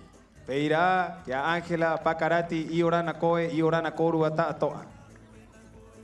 I te horanei e te mauhua ai e he hakare atu matou i runga i te ahunei o hanga vare te nuku nukura e ka aati mai ena i roto i te roa aati nei o te aamu tuai te motuho ko Lin Rapu Tuki. El primer grupo en presentarse en la competencia de Aamu Tuai pertenece a Lin Rapu Tuki. Roturo Tupuai Mai Korua, más fuerte ese aplauso.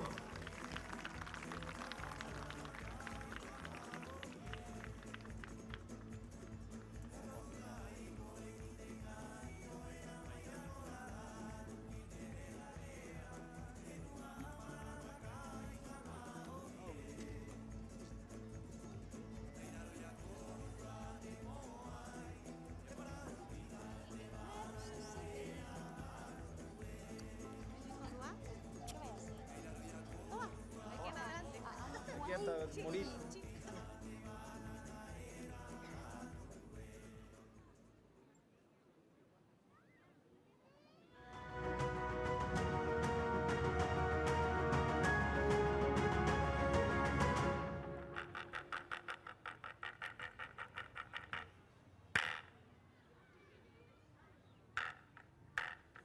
Mai wa te ariki kimi mai ai, te pito te kainga. Roto i te mahi nei roti tera ana, tau rewa ro ana. Ka o ngā ira ka uwi a raro, hoki koho tumatua ko e. Koho tumatua au he ariki nui, waware pua o hiwa. Rā nui ko rua tātou e te mau mahinga o te kāinga nei, nei, ko Rapa Nui. Wau nei, ko i te a ko rua, ko koe a, manu haoa. He arohatu mai nei me te hare hapi, mai te kāinga tapu o te re o Rapa Nui, i te hare hapi nei, Lorenzo. Au he tangata he noa, pa he tangata hapi te ngā poki, i tanga hapi, i te rauhuru o te hapi inga o ki te ngā poki. He arohatu kōrua, he wānanga atu, o runga i te tumu nei, e ui mai nei, tere ata nei o te mata o te Rapa Nui. He aha, te hau rā o te ai, he Rapa Nui. Te Rapa Nui, he hau e tahi, marama, puwai, he ai roa te mana, he ai roa te tikanga, he ai roa te me tātou. Te ai he Rapa Nui, ko rā roa, he poreko inga mai, pa he poreko inga e rā o tū maheki ni te kāinga o hangarau. Mai te poreko inga ki te mate inga, ki te hakare inga pai e te ngā poki, i te makupuna, i te hinarere, hakare i te hau nei he Rapa Nui. E hau haari te roa nei o te Rapa Nui, hau pa he tangata i poreko mai ai nei, i o te opi tara e o te nu kanari e Kanada, o rā aua. Rā ui mau mai te opi tara rā iki nei, mai roto i poreko ai, maururu ki anua e Riana Hawa Pakomio, Hararua ku Manuel Guzman Cantillana, o rā aua, i hanga, mo haka moanga i te raua hua ai, mo haka poreko mai a au i tōku ngā taina.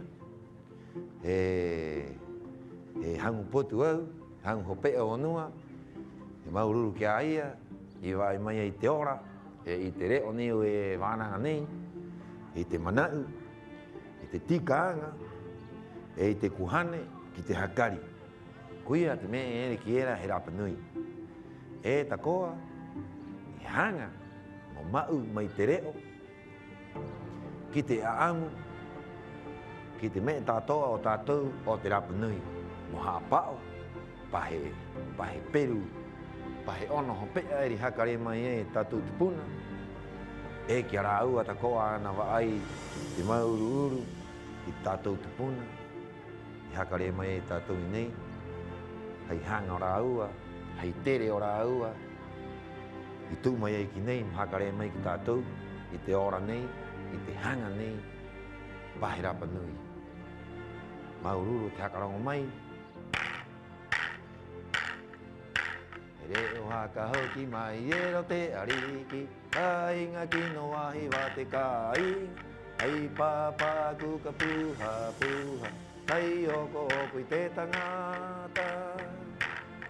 E haho e ariki e, ko haua ki nui ki te raramata. Ko ako te ka ki te raramaui, tomoro ki te hangarau.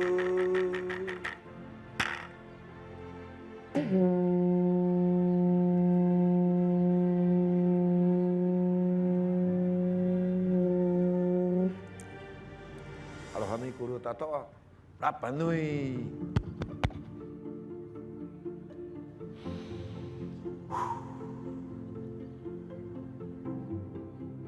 Este programa llega a ustedes gracias al financiamiento del Fondo de Fomento de Medios de Comunicación Social del Gobierno de Chile y del Consejo Regional.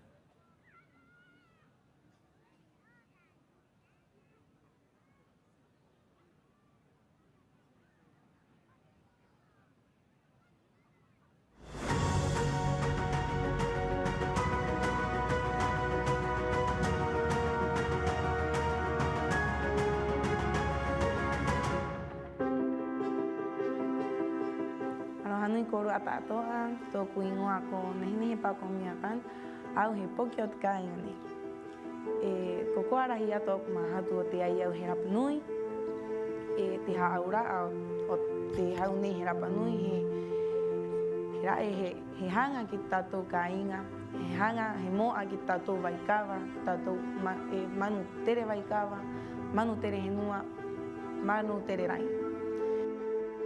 te me e hopea o te riva moi te tatou pahera panui hei te orunga tatou haka mai he au i he au e noho e nei te hora nei e ki he au e te nuu o haho kai i te aamu o te rau atu puna kwai te rau atu puna o ira mātou ko rame e me e hopea o te riva mo angiangi tatou mo ite e mo hapi ki te ngā poki ki te taure are a pe mu a ka hoi.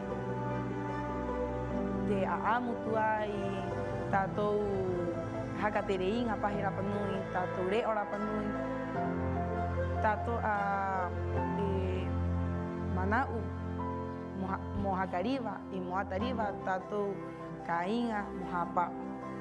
Mauru. Este programa llega a ustedes gracias al financiamiento del Fondo de Fomento de Medios de Comunicación Social del Gobierno de Chile y del Consejo Regional.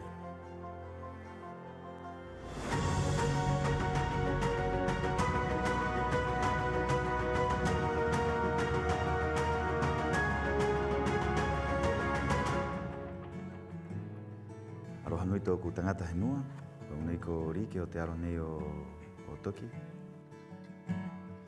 Koha uru a te honu nei. Pahono atu e tahi uita koa o rungo te roa nei. Ha te roa nei o tātou pae hau mā ohi hau Rapanui. Mai te tau tuai o tātou hakaara i tamu mai ai ki nei ki te pito te henu. Ha ere heo mai i ro te tātou moana nui a hiwa kiwa takoa. Mai te roa raa takoa o ranga tau i maumai ai tātou ono tātou hau haa. E tupu mai ene ro tātou mahatu ro tātou kuhane. Pene e ki mai ere tātou hakaari ranga tau. Tātou e ko ura tere henua. E here roa tātou ki te waikawa, ki te tokirau, ki te oone, ki te henua. E o ira, e haka mana o mai era ki tātou, ta e tātou he kape o te ngā me tātou anei. E ko ura haka au e tahi rungi te henua nei mōra, o maururu, o haka ho te ahi, o haka roke te au, o pūre, o himene, mo riu, katikati. Mo aha, mo hangai tātou mahatu tātou kuhane. E ti ngā tau nei tātou e noho nei i rungi te henua, i rungi te waikawa, e ngaroa nei e anga nei. E here tātou e kimi te roa takoa mo. Mo tātou i roto i a tātou mo hapau i tātou henua. Ai tātou ngā poke o i mai era, tātou makupuna takoa o i mai era hoki aha a tātou. E ina no, ko noho, tātou i roto ngā mana uera pene i e. O tātou tu moai, o tātou ngā me tātou ane ianga. Nā ngā me, o tātou hakaara, i hakare mo tātou mo haapi. Mo angiangi, mo kimi hakao. O ia te hau haa o rame. Nā tātou kai anga e tahi me e hairima ne ia o tātou. Mo hakare mo tātou ngā poki, mo tātou makupuna ka hoana pe mua. O ira, e hoki hakao tātou ki roto ia tātou, mo here, mo angiangi. I kona he tātou e māroa nei. E a tātou rongo, ka hakarene mo te ngā tanga api ena ka o mai ena, e mo tātou maua, e hapa o te hakari, e hapa o te area. E hapa o tātou kuhane tātou mahatu. E ono nei hakare mai ai o te pito te henua o Rapanui. Mo te ao tātoa i rungi te henua nei ai roa e tahi mana nehe nui nui, e ko angi e tātou i te nui nui o te mana nei. Mo here o tātou pahe hau ma ohi. He ara haka au rā manu, e o te maua te rawea. Ki ahi o tātou, no hariwariwa, hai kuhane, hai mahatu, mauru. Este programa llega a ustedes gracias al financiamiento.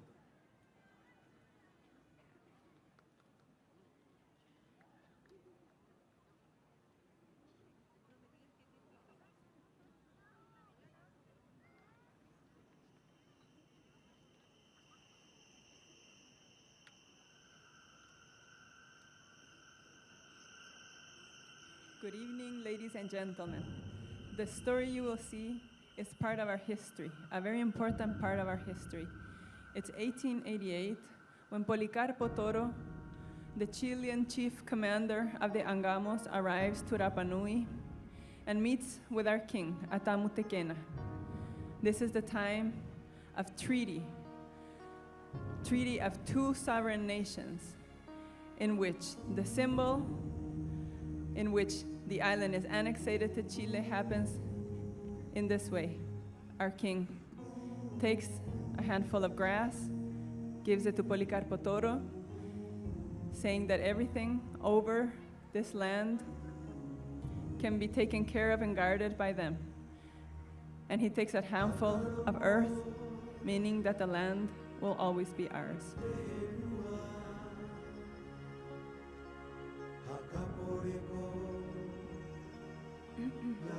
Yorana tātou, I mātou, ka aura atu, I te wānanga, tātou tūpuna, orunga, I te mahana era, ka tomo mai era te pahi era ko Angamo ki nei, I o mai a Policarpo Toro, mo piri mai.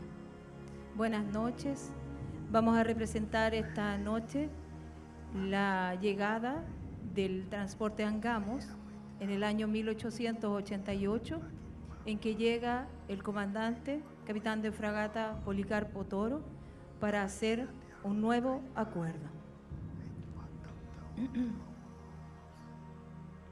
En Tahiti, el rey Maurata está reunido con el obispo Tepano Yusen, quien lo aconseja. Maurata le dice: obispo, nosotros no entregaremos nuestra tierra.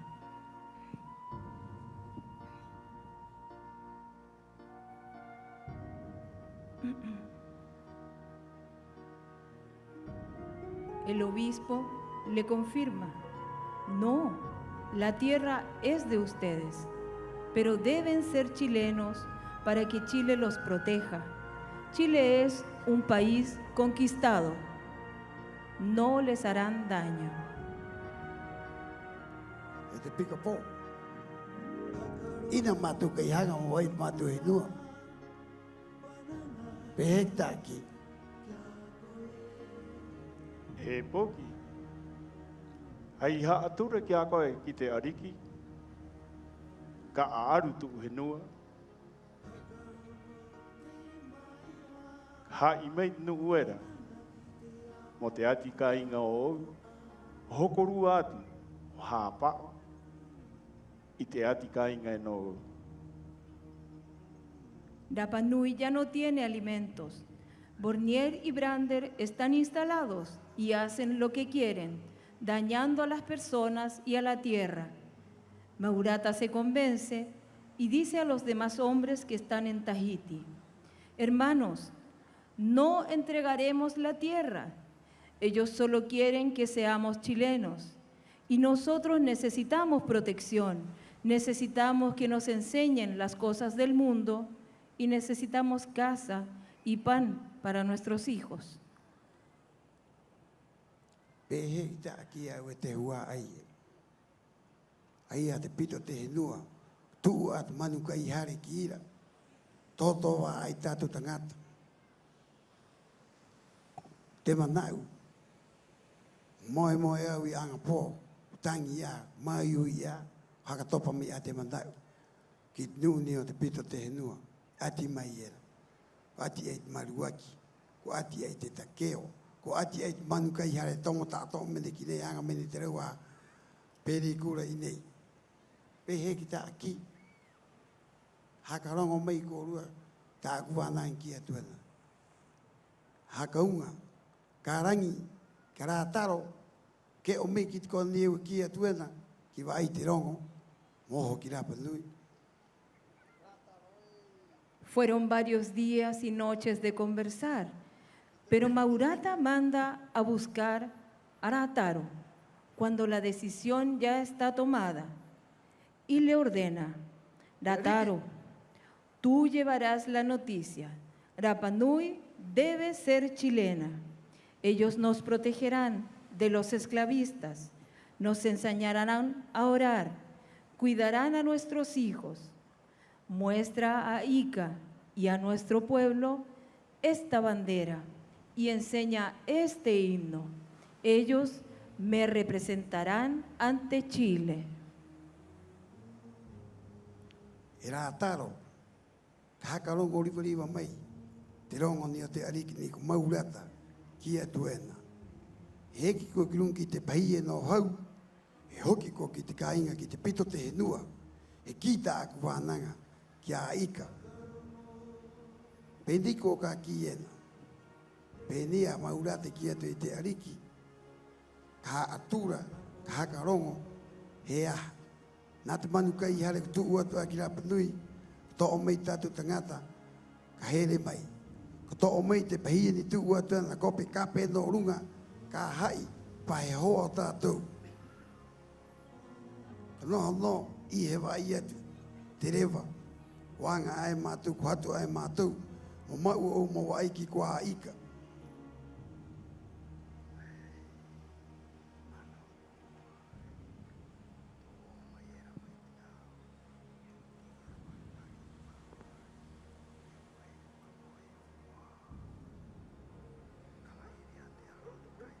Te rewa nei, e mau ko ki Rapa Nui. Ka tua ko ki te pito te henua, e rere ko ki ro te waikawa, e kau heo, e tomo ki uta, e kimi aika, he wa ai te rewa nei. E ki koe, ka huki tatu rewa. Ka ara mai ena te kape pahi, topa tuene ki uta, e iro a tatu rewa. Momoa mai a tatu. En Tahiti también, en febrero de 1888, el comandante Policarpo Toro informa en una carta al ministro de Hacienda, don Agustín Edwards, y dice: no concluiré esta comunicación sin volver a insistir una vez más en la necesidad de tomar posesión de esta isla cuanto antes sea posible, pues cada día estoy más convencido de su importancia. El Supremo Gobierno de Chile también estaba convencido de incorporar Rapa Nui a la soberanía nacional y comisiona al comandante Toro, quien viaja al mando del Angamos. El toque marca el zarpe de la nave. En ella también embarca Rataro Neru, que lleva la orden del rey Maurata.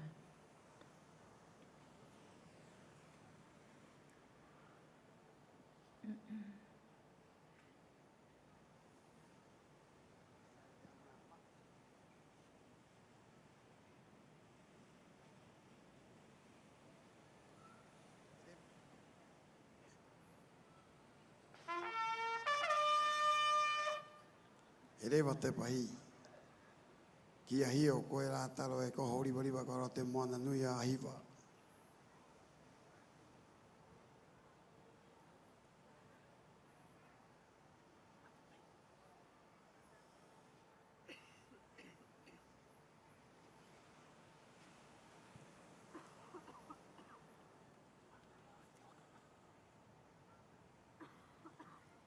El 8 de septiembre de 1888, el Angamos ancla en la bahía de Hangaroa al anochecer.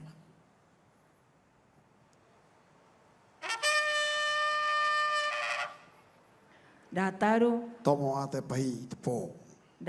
se ciñe la bandera a la cintura y salta por la borda. Comienza a nadar y llega a la costa. Es un viaje imposible, pero posible para Rataro porque lleva una misión importante, una misión que solo él puede lograr. Trae nuestra bandera, trae nuestro himno y lo lleva a los Rapa Nui.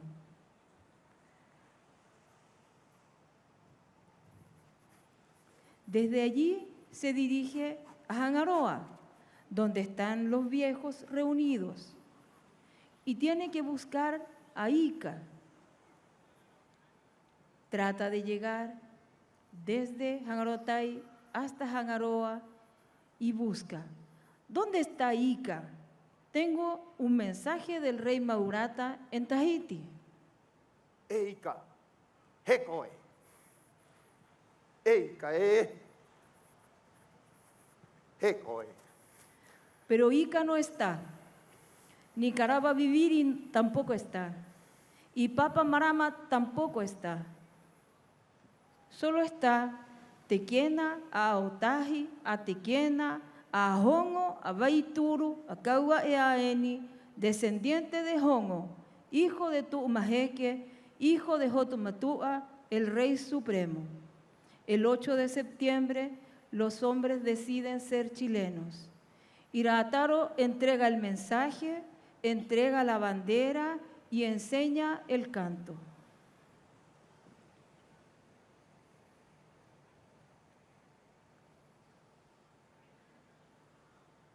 Te ariki. Iau. Mau mai au te rongo te ariki o Maurata i Tahiti. Tomo mai te pahi.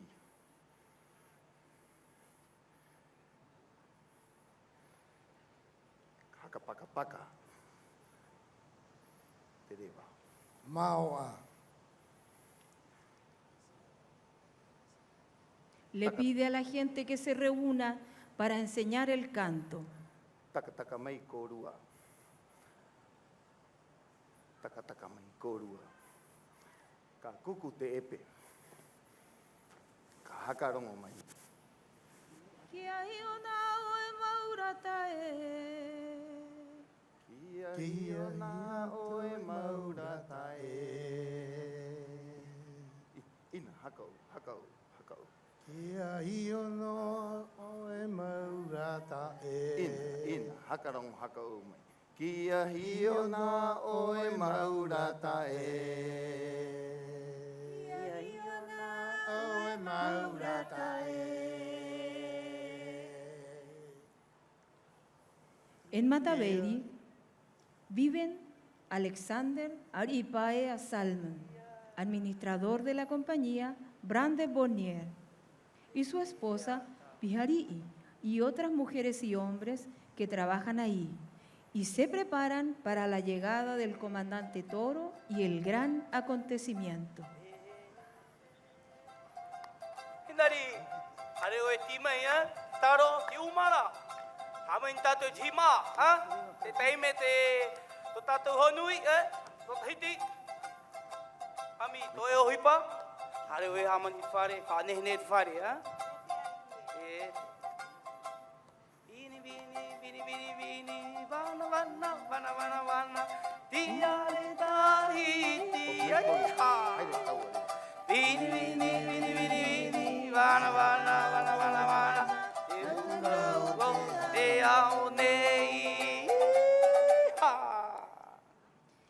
Ya es el 9 de septiembre. Policarpo y sus ayudantes llegan a Rapa Nui y van hacia Mataveri, donde está esperándolo Aripaea, quien lo recibirá. I tirua mahana. E tau patikape pahi. Ana ko tāna nuna. Mo piri ki ātamu te kena. Mo aamu ararua. O runga. I te orara o te pito te henua. Policarpo y Atamu se acercan y estrechan sus manos y hacen un convenio que todos conocemos. Se conocen y se sienten. Policarpo entonces, sellado el contrato, sellado el convenio, sellado el acuerdo, lee la entrega. Tapa oa. Te parau. O te ariki. O te kena. Ararua. Ko te kape. Policarpo Toro. I tomo meira Policarpo Toro. He te ke i te rewa. O te Rapa Nui. Hukia. Mana marama o tatu ariki Maurata. I unga mea i a rātaro. Haka i te peni a tātou e ora noa e ero a tātou rewa. Peira te aamu e te hua ai e. O te horera ka tāpa oera nu tātou e rit kona rit rauanga. Y Orana, los abajo firmados, jefes de la isla de Pascua, declaramos ceder para siempre y sin reserva al gobierno de Chile la soberanía de esta isla. Nos reservamos nuestros títulos de jefe de que estamos embestidos.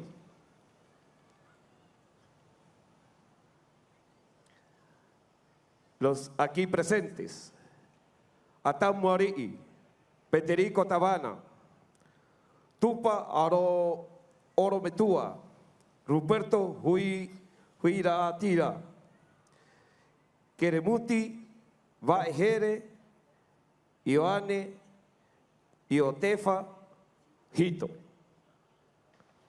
Y antes del último saludo, Atamu se acerca y hace un pequeño gesto que todos comprenden.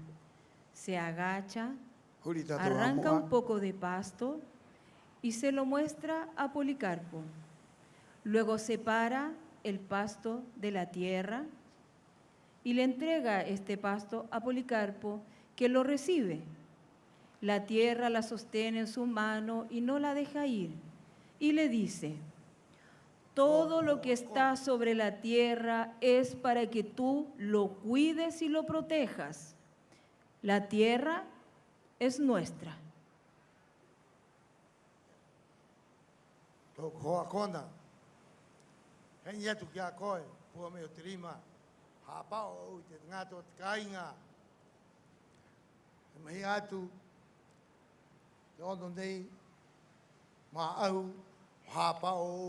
Matou i tōku tangata. O one, o oku, o tōku kāinga, māua.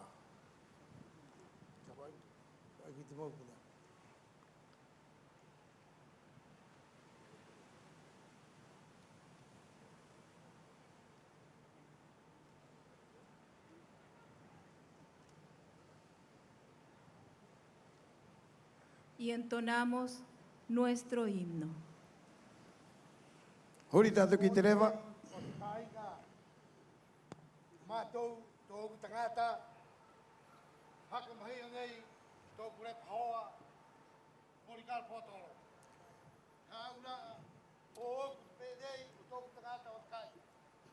Māua. Oh hey!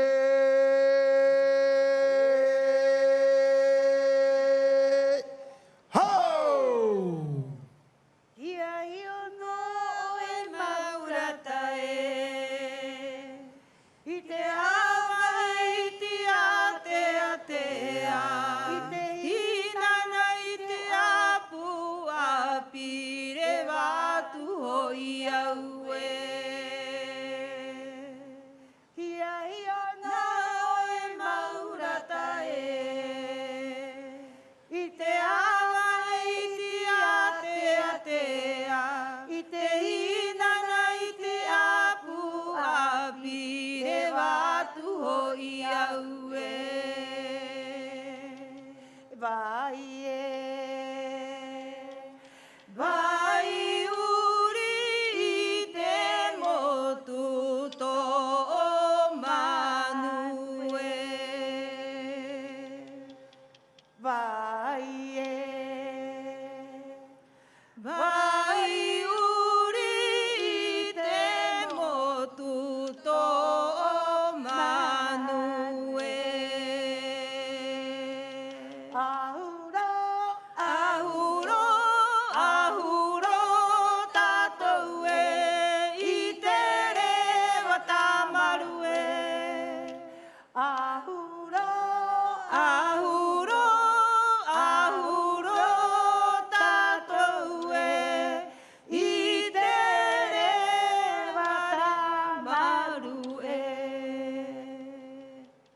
Muchas gracias por su atención. Maururu koru.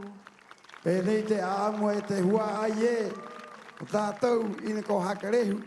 Ka hia matahiti tau ianga i oho meni ki angarina. Ko te rewa ina tātou na. E koa koru i tātou rewa.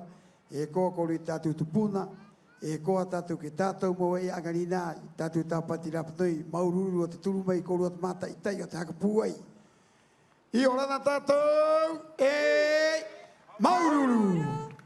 Auro, Auro, tātou e I te rewa tāmaru e. Auro, auro, auro, tātou e. I te rewa tāmaru I te rewa tāmaru I orana tātou e Maururu.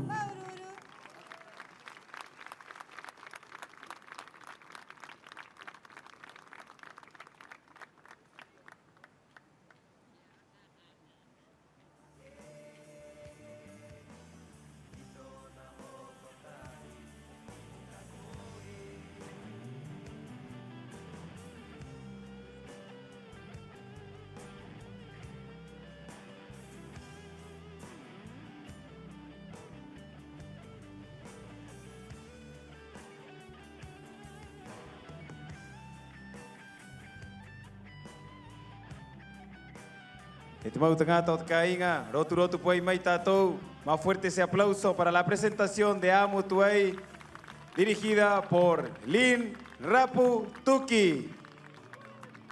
Maururu ki te nuku nuku tangata i eke mai e ki runga i te ahunei mo hakat ke amai i te raua a Amo Tuei.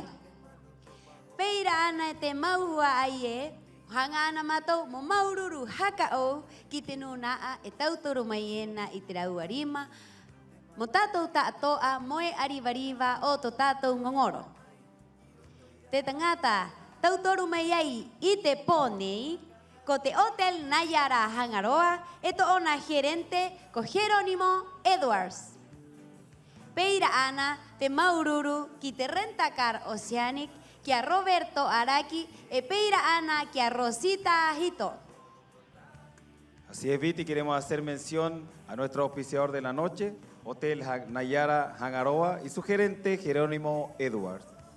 Y también a Rentacar Oceanic con la presencia de Roberto Peñaraki y Rosita Ito González. Quien pido fuerte aplauso para nuestros auspiciadores de esta segunda noche de nuestra Tapati Rapa Nui 2024. La versión 56 de Tapati Rapa Nui se puede disfrutar desde cualquier rincón del mundo, gracias a la transmisión de nuestro canal Mata o Rapa Nui a través de su señal de YouTube.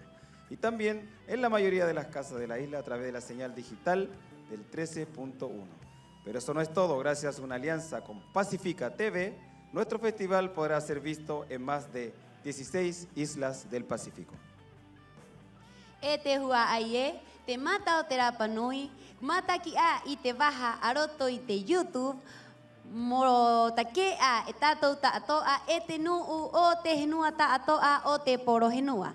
E iroto i nā roa a, e airo a e tahi piri ki te Pacifica TV, mo te taina o te ao mā ohi, ka tahi kau mā ono motu o te henua mā ohi, e mata i te mai nei i tō tātou ngongoro. E te mahingo tātou kainga, i koe amai ia, te haito o te aati o te himene api. Tenemos los resultados de la competencia de canto inédito. El tercer lugar, y quiero pedir un fuerte aplauso para ella, Alicia Ica Acuña. En el segundo lugar tenemos un empate. Iteruare matamua, eruanuna ire iteruare nei matamua. Terae kotahira nahoe, eterua ko Jaime Riroroko. 54 puntos para el segundo lugar, que fue un empate entre doña Tahira Nahoe y Jaime Riroroko. Y el primer lugar con 66 puntos es para Pedro Tepano. Trera e mata mu a o te a ati o te himene a pi o te mata hiti nei i a Petero Tepano Pakarati. At kora hu aera. Peti e tahi te hamu. Kora hu aera. Vare taina ye. Maururu tu tora Corea ko te mata hiti nei. Más fuerte ese aplauso para los participantes y los ganadores de la competencia de Himene Api. E te hua ai e i te hora nei he ke mai te rua nuku nuku tangata mo a ati i roto i troa a ati nei o te a amo tuai. La siguiente presentación le corresponde a Hugo Teave en la competencia de Aamu Tuay. Más fuerte ese aplauso.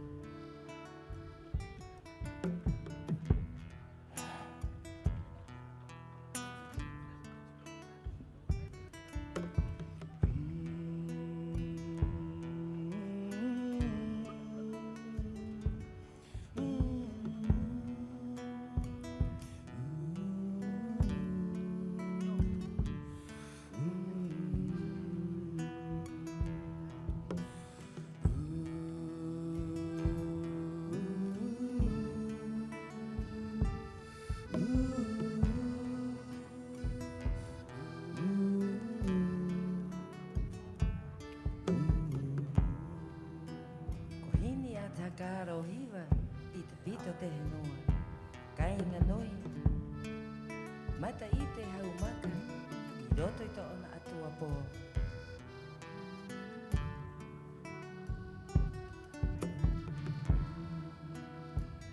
He noho te ariki, tano te raa. He noho te ariki, he ui a roto I te waikawa. A te ngaro inga o te raa.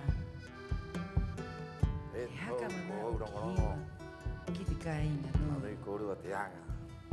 He more manawa, ki te ariki ko oto uta. O te tau o I te kuru anga. He topa te manau. Ui, I he te aringa ora o te ariki ko oto uta. He rangi kia teke.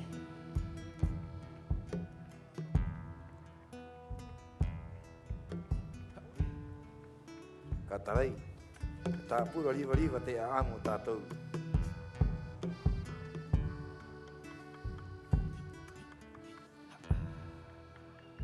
Ko te renga o I te kāinga nei. Kau ana te tangata. Peira ana te uka te ngā pōki o te hua ai.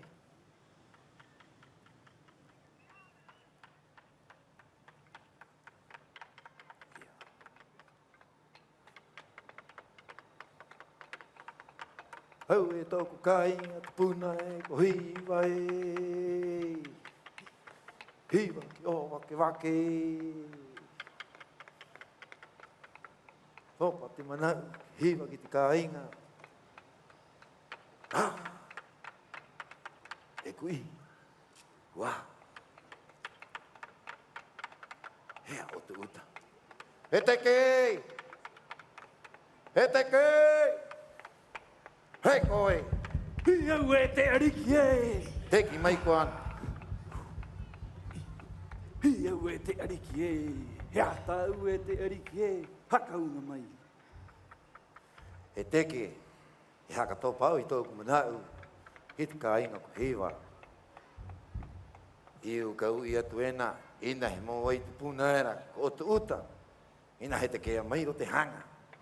He peira I mua o te hare. He te mō ai ena ko o te uta. Ki mai rā koe.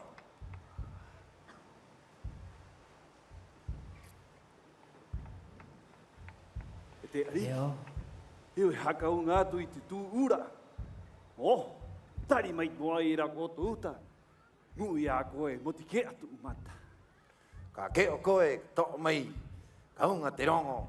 Kia moa kehu ki te tū ura. Maua e te eriki e. Ka rau koe.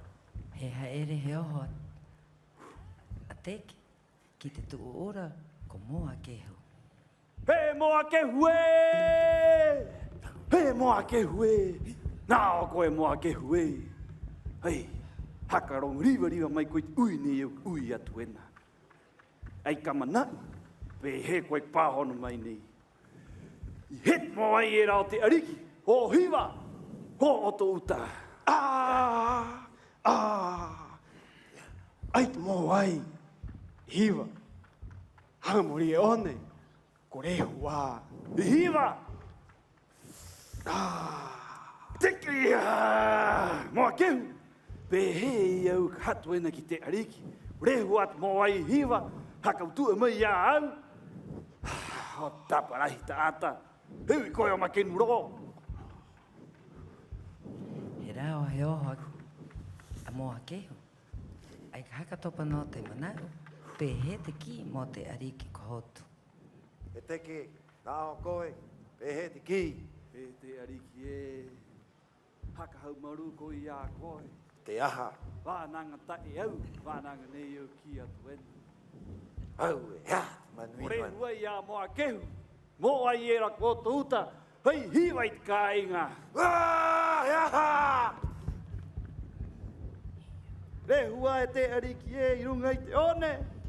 Hei, rehua I te mooi o te uta. He te puno tātou. Kuia te aringa rai. Hei, rehua I. Hea mō kehu. Hei, nei tu atu era. Kaunga te rongo. Kiko e.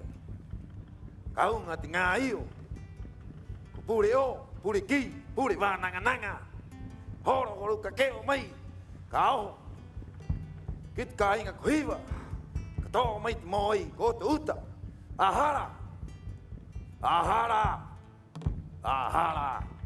Koriro i runga. I te moi, o te uta. Ke o atu koe. Maua.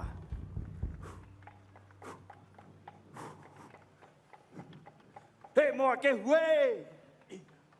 He rongo nei o te ariki. Ka ke o koe, hakau ngātu i te ngāi o era e toru. Pure o, pure ki, pure wānanga nanga. Hoa te raua waka i haho tei. Tere hakau atu kiwa, ai ka mau mai. Moa i era o to uta. Heu i o hapero, heu i o koriroi rungi rā mo ai. He angi ro ai e te ariki. Arotu i toona mana, toona maramarama. Horu, kama kenu!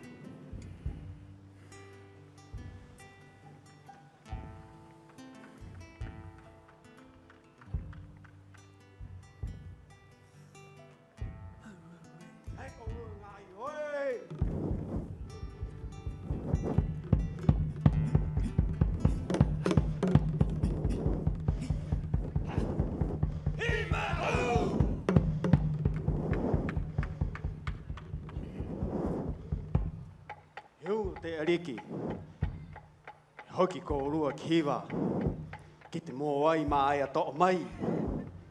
Nei runga i te one, e mō e no a.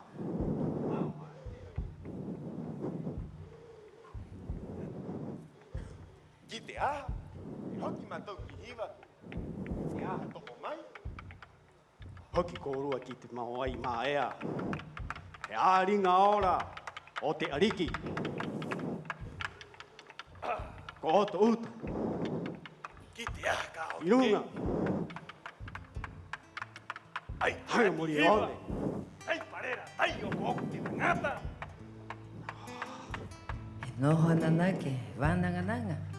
Haka takataka i te moi hā. O mai o moho. Haka eke eke. E hoa i te miro. Haro i te kaho. E tere te waka.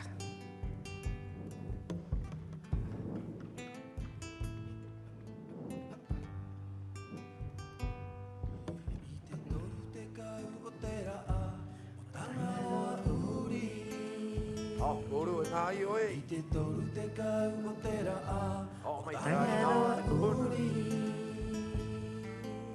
I haka unga te ariki a pure o. I te mo ai mā e ato o mai. Mo ai te hanga moria o ni re huro ai. I haka unga te ariki a pure o. I te mo ai mā e ato o mai. Mo ai te hanga moria o ni re huro ai.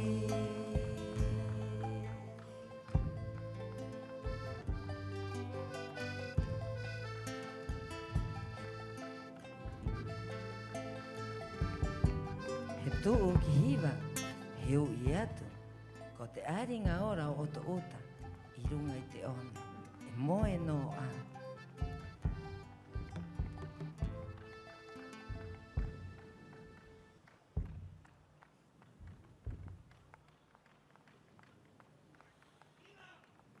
Ki te mō ai raki nei tātou i wari mai nei. Aina. Mai ki ka hati tātou i ngāo mō ai nei. Tō ni e pure o, i te purewa, haka e ki runga i te āringa, ora o to uta, hati te ngā o te mō ai.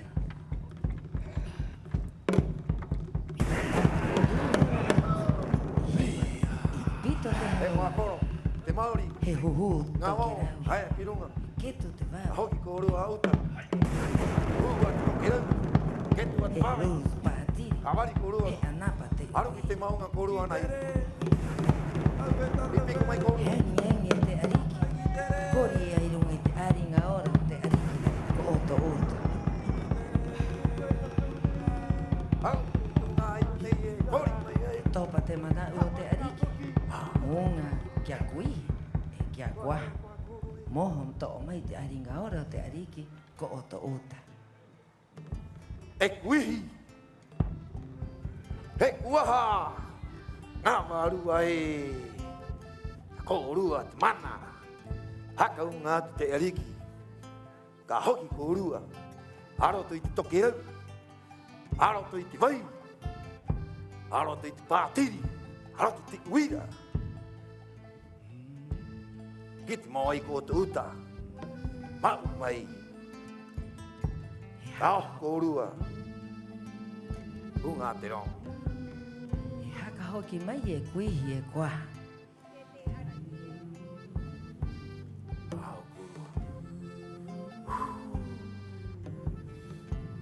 Kia hio korua naho.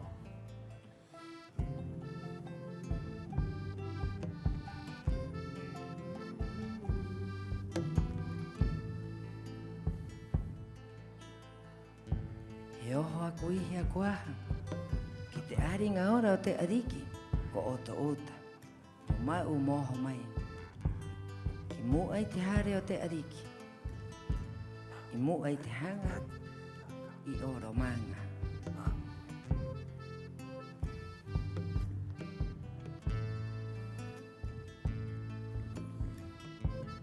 Hau, ngā io, kori.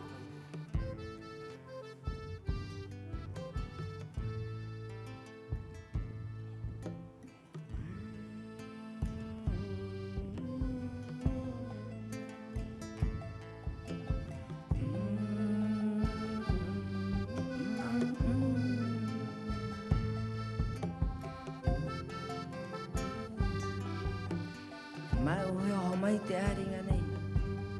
E kuihi e kua. Ka tu uro. Ki mo ai te hanga. Ki oro manga. He tomo te mo ai. Here here he toke rau. To o te tai. Kore te patiri. He ngaro te uira.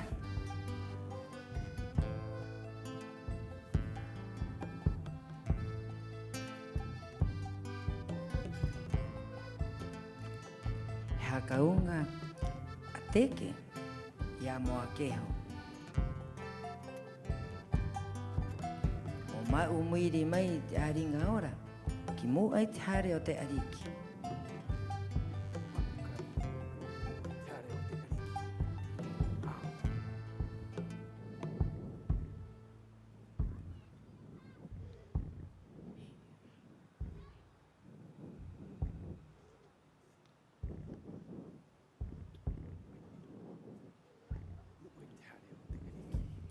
Mai uhe oho e moa kehu i te aringa ora o te ariki ko oto uta ki mu ai te hare o te ariki ko hotu matua.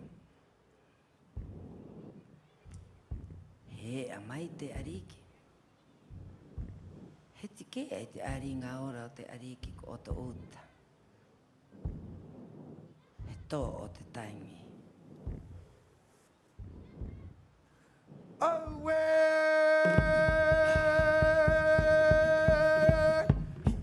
Aue koe te puna e! Kori mai atu ngā iwa ni rungi a koe! Aue koe o tūta e! Tū paparangarang! O aho te tai e! Tau paparangaranga.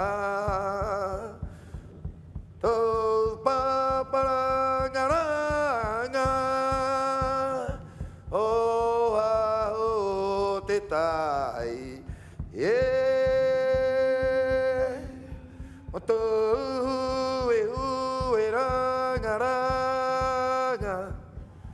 O tau e rangaranga e. O aho te tai e. O aho te tai e. O tau haverere. Tau haverere.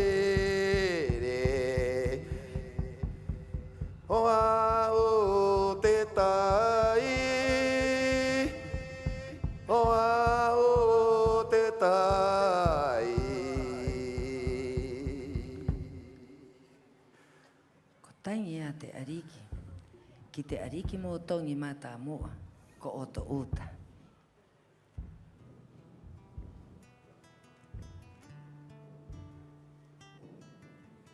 Au e koe. Oira. Na ko hakaunga hakau i ngā poku. Kori. Iungi te aringa ora. Ko koe o tūtai.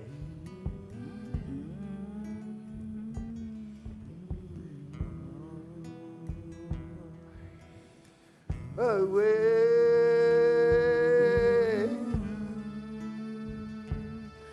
Au e koe.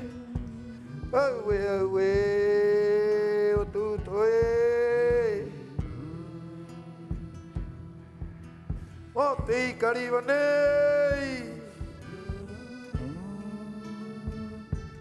Arua te Pakurenga. O te ariki ko oto Ai ka uta. pai. E tangi ne te ariki ko tu matua. O te ikariwa nei. Noho ai hiwa. Pakurenga e. Ai ka pai.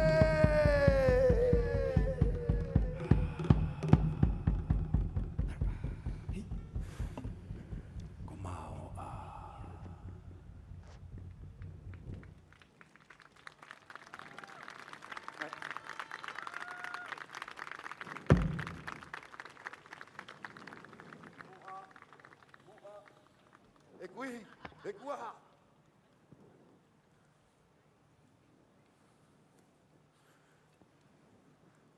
Kaunga te rongo e te ke. Kaunga te rongo ki te matatoa. Ia o to o mai. Ia pure o. Ia pure ki. Ia pure wānanga nanga. E haka kore. I te wānanga. Raki raki. Mo te tupun. Ko mao a.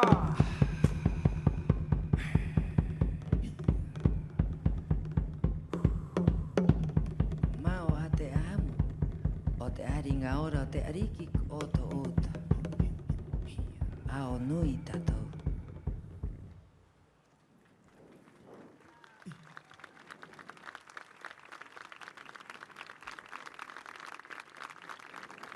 Atu ki mo. Kama.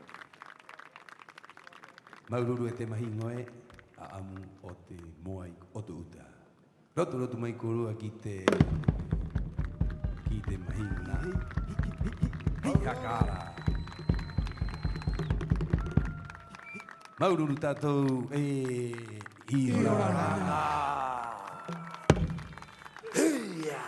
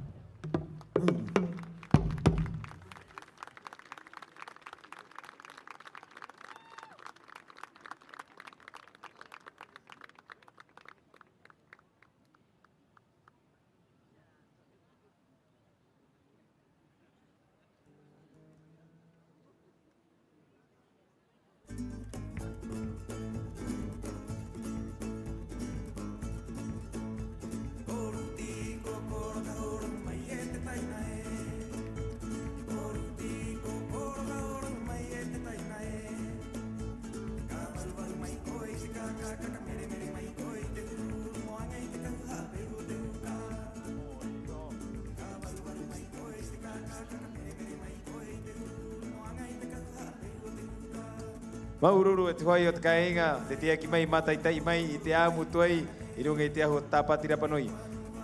Brindemos un fuerte aplauso para los competidores de Hugo Teave en la competencia de Amu Tuai. Peira maua, maururu ki te rua nuna anei i eke mai ai, i hakat ke mai ai i te aamu o te ariki mo tongira e o te hauma o Rapa Nui, ko oto uta. Yangia tau nehe no te amu o Kuarepa. Público, hermoso público, tenemos que pasar a la siguiente competencia que es la competencia de Tango Rapa Nui.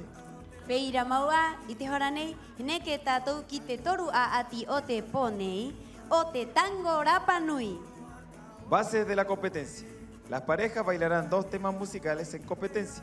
Vestimenta dama, vestido de pareu largo a gusto a las competidoras. Varón, pantalón blanco, camisa de pareu. Se premiará solo hasta el tercer lugar. Esta competencia estará dividida en 2 categorías. En cada categoría bailarán alrededor de 5 a 6 parejas y serán seleccionadas de 3 en cada una para una presentación final. El tango Rapa Nui llega como música importada desde el occidente aproximadamente durante la década de los años 30. A partir de esta fecha, sus habitantes adaptaron el baile y su música a las costumbres locales, surgiendo esta interesante fusión cultural. Así es, Viti, y para deliberar la competencia de Tango Rapa Nui, tenemos a nuestro queridísimo jurado. Ete mauhua aie, e airo a tenu uhaito api moroto iteroa a atinei o te Tango Rapa Nui. El primer jurado es Julio Durán Veri Veri. He aroha tumatou ki te jurao o te a atinei, araua henuna a ori, kahiaro te tau oroto iteroa a atinei o te Tango Rapa Nui, e tera e tao i orana koe. Gran participante y ganador de muchas ocasiones del Tango Rapa Nui. Un aplauso para Julio. Julio. Yorana Julio, peira ana te vi e haka ke iroto i te rahira a ono hauha a henua o tātou. Peira ana koreta ko a ana e ko e ke mai a. Kahiaro te matahiti ki runga i te ahu nei. He ariki o tātou ta ato atakoa. He aroha tu ki a koe. Maeha León Durán. Saludamos también a una de nuestras reinas de Tapati Rapa Nui, Maeha León Durán, competidora activa también del Tango Rapa Nui y ganadora en muchas ocasiones en nuestra Tapati. E mo te hope ai vaenga e te hua ai e, te toru haito o te ponei, he tangata hohonu o roto i te roa nei a ati Tango Rapa Nui. Ai ai hapi mai ai, mai roto i te taote o te Tango Rapa Nui. He aroha atu kia koe hai mahatu, kia Rodrigo Manu Toma Toma. Queremos saludar también a nuestro tercer jurado, Rodrigo Manu Toma Toma, gran exponente del Tango Rapa Nui y también del Kaikai. Y mandamos también un gran saludo a la familia Pacarati. I te hora nei e te maupukuranga e, he ke mai ki runga i te ahu nei,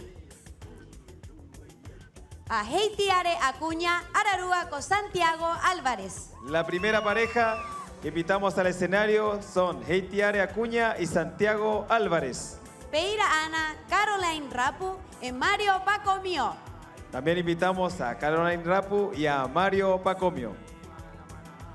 Kia Joseph Schmidt Rapu y kia Vaimiti Peña Teao. Pedirá que a Joseph Smith y a Vaimiti Teao. Heo tako amai a Manaroa Ararúa Coneru. Manaroa, Rapu, Aekemai Koe. Peira Ana, Manaroa, Heke tako amai a Andrea Kaltenegger Ica Ararúa con Sergio Tepano. Invitamos también a Andrea Kaltenegger y a Sergio Tepano, que serán las primeras parejas en la competición de Tango Rapa Nui. Este hua aie kiroturo tutahi tatou kera ua kae ke maiena koe ke era a.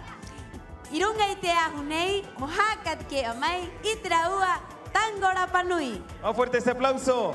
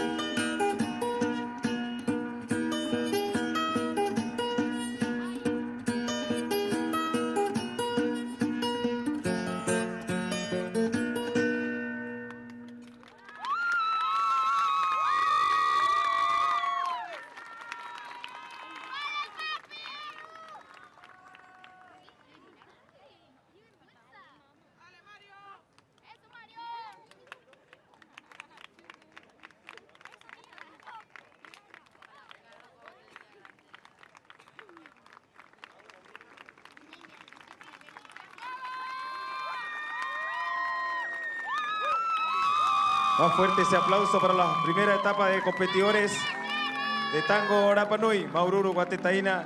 Rectificar el nombre también de Manaroa Huki y Orana. Maururu Yosef, Maururu Baimiti. Nerukoa Atan. Maururu Manaroa Huki, Maururu Nerukoa, Maururu Iti, Maururu Sergio, Caroline, Mario, Heitiare, Epeira a Santiago. Este neje neje, este maíz cainga. Este jugaye, este neje neje. Este taji, na o tereo. Oero maía, he koe. Y te jonanei, he que taco amai, te tajinga nuna aera. Coma con José Ojeda, con Pepe Pacarati, Ararúa con María José Paoa. Pasamos al siguiente grupo para la competencia de tango Rapa Nui. Invitamos a José Ojeda y María José Paoa. Peira ana he que mai teuca mo ariki o te tapa tirapa nui nei. Con neje neje Paco mío, Ararúa con Sergio Manu Heuroroa. Invitamos a Neje Neje Paco mío y a Sergio Manu Heuroroa. Geo Jotako amai, Amarujía Surita Teao, Ararúa Coyon Jotuiti Araki.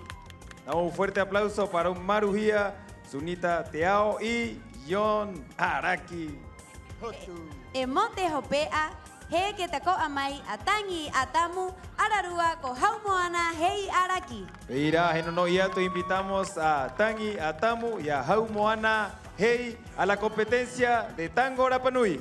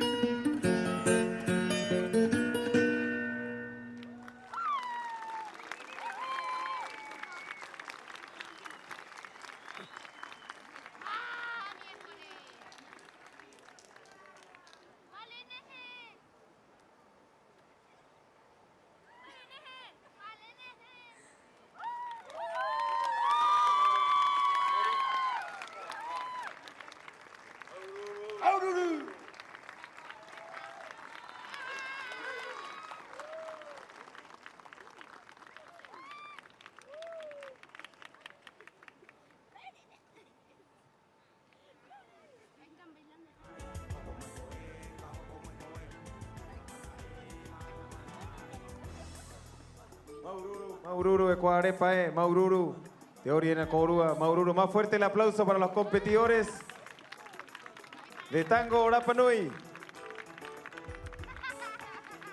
Muchas gracias por ese aplauso a las 10 parejas en competencia de tango Rapa Nui. Mahingo, queremos destacar y reconocer a nuestros emprendedores locales, ya que quisimos potenciar a grandes y pequeñas empresas en compartir con ellos espacios de gran magnitud como lo es la Tapati Rapa Nui. Es por eso que queremos dejar los invitados a que visiten las instalaciones de la Expo Tapati Rapa Nui y que contribuyan a la economía circular. Es el desarrollo local y el artesanal. Pukuranga y te pini tai oneyo hanga pakia enos mayena Ehue mayena jacararama mayena y te tao ara giraa o tenuna ajenua. Feria, emprendimiento, o te Tapati Rapa Nui, anahanga korua, movari kira, momata ita y mojo omai y traua tao a he carones, estape arima, estape atrainga, hei tahiatu tao a hua aye. Peira ana e airo a hikona, movari atu korua moik marua ki a, moho korua mukai e mounu haivai nene. Anyata uevitie, ka rimu mai korua it ngame tato eno tu aera. O mai pai hei me waha mo te tahinganga nu uena e airo atina ua kona moho o kai e na moho o i tāpea e moho o i me tātoa hei me e Rapa Nui tātou ana ho o tai he mea o mai chupisu Maururu. Peira ana te Maururu haka o ki te otere Nayara Hangaroa e kito ona gerente con Jerónimo Edwards. Así es, Viti, también queremos destacar a nuestro auspiciador de la noche, Rentacar Oceanic, con la presencia de Roberto Peña Araki y Rosita Ito González. Peira ana Maururu haka o kia Gina Anselmi o te mahia mai i te bata e peira ana kia joyería mahute o te mahia mai haita pea momau ararua. También saludar a Gina Anselmi y a nuestra joyería espectacular, Joyería Mahute, por las joyas que nos prestan todas las noches en esta Tapati Rapa Nui 2024. Peira ana te hua aie hakamna uhaka uatu pauro te po pene i te konane yo hanga vare e koriva tatou mo omo te potu mo omo te puhi mo unu i te awa hei hanga mo hapa o i to tatou ngā pokirikiriki o mata i te ro i te me eta etano. Así es, recordarle también a nuestro público que este lugar en Hangavarevare es libre de humo y de alcohol. Respetemos las normas y respetemos a nuestros niños y a nuestra familia que cada noche vienen a presentar, vienen a Mataitai a ver nuestra Tapati Rapa Nui. I te hora nei, heo homai te a ati hopea o te ponei. Los cantos tradicionales, Riu, son cantos sentimentales, también llamados more banabamate, que equivalen a cantos de penas de amor, expresiones de gratitud, de respetos y de recuerdos. Te imagino las bases de la competencia. Cada coro deberá presentar 2 temas en competencia. Los coros deberán presentar sus temas con el nombre correspondiente y una breve historia de los Riu. Como instrumento musical, el acompañamiento podrán ser utilizados Mayaporo, Hakahetu Tevae y Kauae. Cada grupo deberá presentar un traje típico Rapa Nui. Para esta competencia solo se considerará una etapa. Moteroa a atinei, he ke mai te nuku tangata erua. Euru traua kahu tupuna, e himene mai erua riu e haka aura amai. Traua riu takoa. I te hora nei haka i te atu matou ke korua ta atoa i te nuna a kahai toena te a ati nei o te riu. Queremos presentar el jurado que deliberará la competencia de Riu. El primer jurado es María Eugenia Tuki Pacarati. Más fuerte ese aplauso.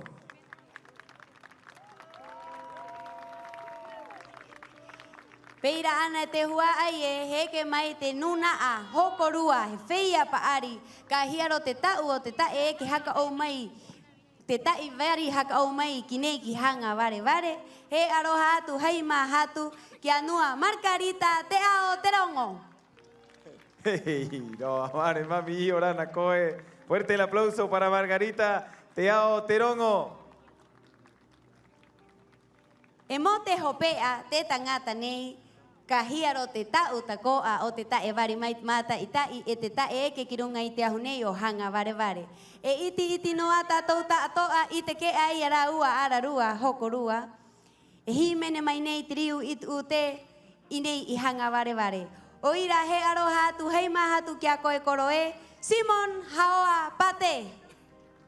Hakupua mai tātou rotu, kia koro Simon Haoa Pate.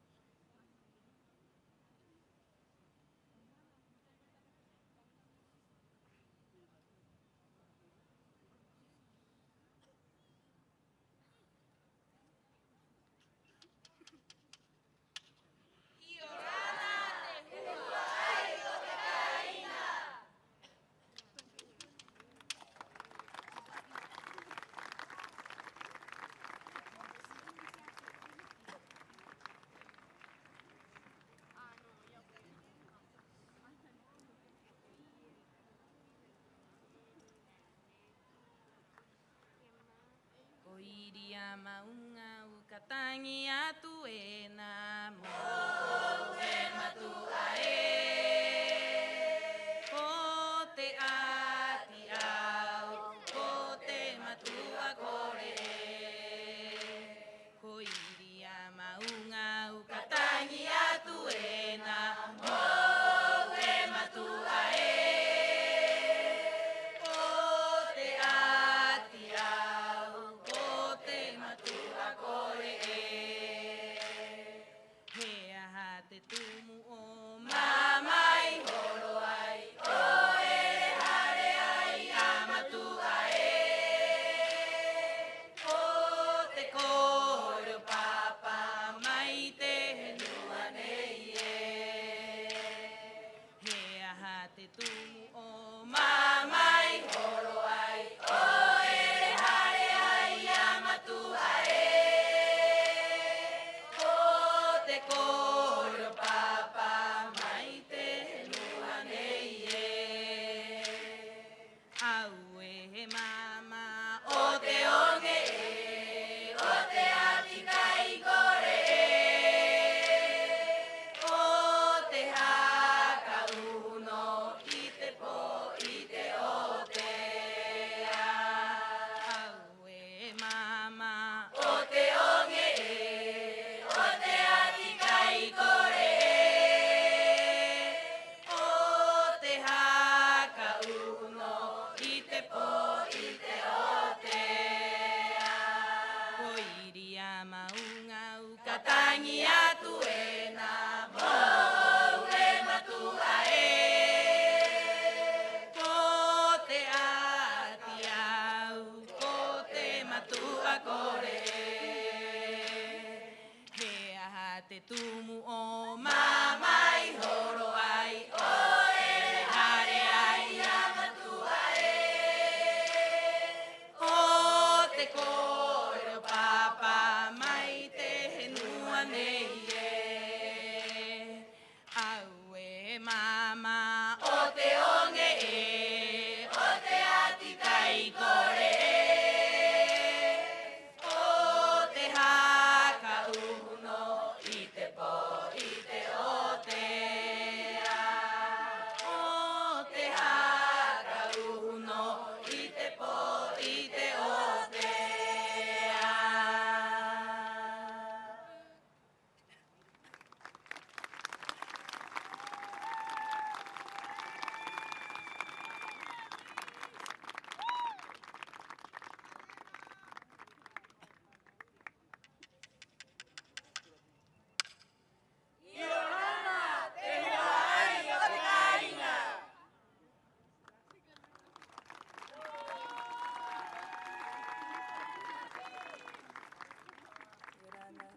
Yorana, Yorana te maingo te kainga, aroha tuena mai runga nei, mai runga i te ahu o te rapa nui, hime hime ne atu nei kia korua. Koe ke mai amato ki runga i te ahu nei, moha i te anga, o te poki o te artista nui nui o tatou kainga ko papati o topti. He āmingo o toku paparu au ko ki o te ao. Te riura e nei, ko kai a te huru riu. O te maori tuu ko ihu e hakaha ere erera i te moai. Te rua riu nei, kama o te tangi, he riu tangi. Ko mau aha.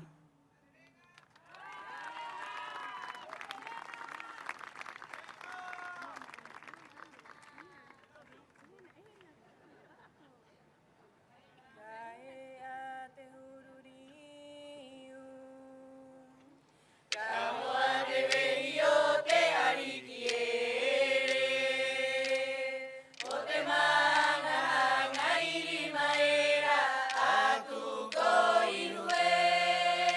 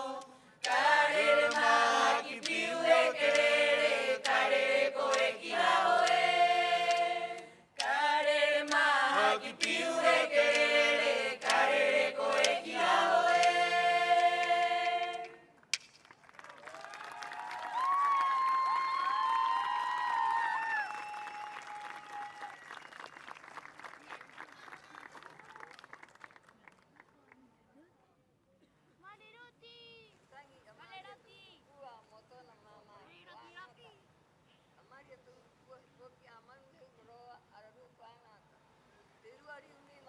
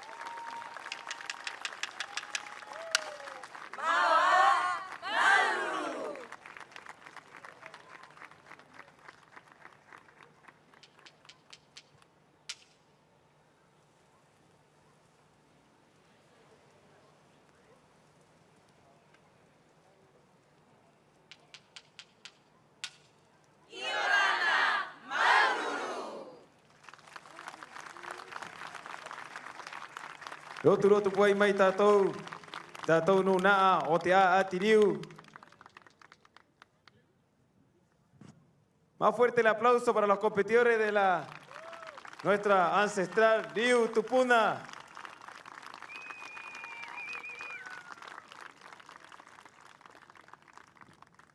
Maururu e te hua ai e, maururu ki te nuna a nuku hokorua. I eke mai ei ki runga i te ahu nei, mohimene mai i te raua riu. Maururu korua ta atoa hai mahatu, korua reka, nehe o korua himene.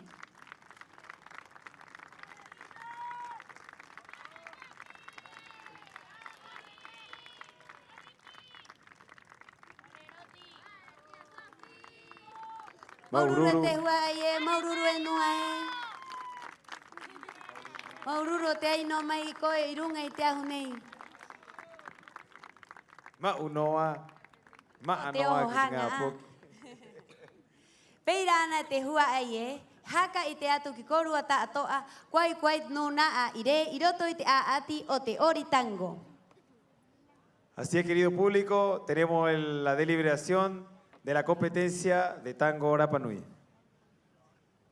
Te toru re mata mua, mo Sergio Manu Heuroroa, Raua con nehe Paco Mío Atan. Y el tercer lugar con 5.0 es para Sergio Manu Heuroroa y nehe Paco Mío. Fuerte el aplauso. Te rua re mata mua o te aatinei, con Caroline Rapu, Ararua con Mario Paco Mío. Y el segundo lugar es para Caroline Rapu y para Mario Paco Mío. E te rera e mata mua, te aito hokorua, ire ai, I te aatinei o te tango Rapa Nui, ko Vaimiti Peña, Ararua con Joseph Schmidt Rapu. Y el primer lugar es para Vaimiti Peña y para Joseph Smith Rapu. Más fuerte el aplauso para los ganadores de la competencia de tango Rapa Nui. Maururu e te hua ai e, I te hora nei, haka I te atu te koa, kwai te no naa I re, I roto I te roa a ati o te a amu tuai. También tenemos los ganadores de la competencia de Aamu Tuai. Te rua re mata mua, maururu te himene te peho te reka te koa. Te rua re mata mua, o roto I te roa a ati nei o te a amu tuai, mo te nuku tangata, to ona mo tuha ko Lin Rapu Tuki. Y tenemos el puntaje para el segundo lugar, es para Lin Raputuki con 65 puntos. E te rera e mata mua o te a amu tuai, o te nuku tangata te mo tuha ko Hugo Teave. Como escucharon a mi compañera, el primer lugar es para el grupo dirigido por Hugo Teave con 69 puntos en Aamu Tuai. Fuerte el aplauso para nuestros competidores. Maururu ki korua ta atoa o te hokorua mai, maururu ki te nuna a ta atoa I eke ai ki runga I te ahu nei I te po nei, mo a ati I roto I te rauhuru a ati o te po, mai te a amu tuai, ki te riu, ki te himene, ki te tango Rapa Nui ta au, e peira ana te himene api. Así es, querido público, la siguiente banda no se presentará en el Aju de Hanga Barebare. Tuvieron un tema médico con uno de sus artistas, con uno de sus componentes de la banda. Por ende, la dejaremos y veremos cómo sigue en tema médico el baterista de la banda de Are. Peira ana he maururu atu ki te nuna a ta atoa I a ati ai angarina I te otea I te rauhuru a ati. Mai te tau Rapa Nui ki te hakangaru e peira ana ki te tui ta e tui I te heitiare. Saludamos también a nuestros competidores de las competencias de día en Heitiare, a todos nuestros niños, a todos nuestros adultos que compitieron y también los del Tau Rapa Nui y del Hakangaru en las competencias deportivas. Peira ana te mauma ohi e, he haka I te atu ki korua, he aha te a ati mapo I te otea. Hora iwa o te po a I nei I hanga Barebare, he piritahi tatou mo te pure atua I nei I te ahu nei o hanga Barebare. Para mañana tendremos nuestra misa aquí en Hanga Barebare a partir de las 9 de la mañana. Ahuru maho e te afa I hanga rau I te hanga tomo te tātou ariki, hotu matua ko hanga mori e roa. He anga te ati o te kaikai, peira ana he ati o te hoko. Vitie, y después nos trasladamos a Hangarau o Te Ariki Anaquena, en la demostración de Kaikai de la UCA y la competencia de Hoko o danza ancestral. Peira ana hora ho e o te ahiahi i Anaquena a. He maoa i te umu mo mahia, mo tātou tātoa te tangata, mo noho, mo kakai e mo kokoa. También tenemos un humo para la comunidad a las 13 horas. Después del humo tendremos la competencia de Hoe Vaca en el mismo sector de la playa de Hangarau o Tatou Ariki Kohotu Amatua. E te aati mo te po, he aati hakatangi upa upa. He ori te ko amai te tanga paari, peira ana te tanga paari mau, e he eke mai ta ko a kirunga i te ahunei he hakatangi mai te tātou po Hangarau Ika. Así es, Viti, y en la noche acá en Hanga Bare Bare a partir de las 20:30 horas tendremos la competencia de acordeón, la primera etapa de conjunto categoría adolescentes, la primera etapa conjunto adultos y la presentación artística del gran Hangarau Ika. Peira a e te mauhua ai e maururu atu mātou ki korua tātoa, hei inanga o korua hokorua mai ki te hora nei, mai te haamata ki te hopea. A hara ka piri haka o tātou ana hanga te atua apo e apo era takoa. Hanga no a te atua e vi e. Maururu. Maururu korua tātoa te tiaki mai, te rotu mai, te mata i mai, tātou ngongoro, tātou tapati Rapanui. Muchas gracias a todo el público que aún está presente acá deleitándose con nuestra cultura. Que les vaya bien, cuídense mucho y orana korua e maururu, Viti. Noho riva korua tātoa, haere maru, haere ma itaki, haere mana, i orana tātou e maururu.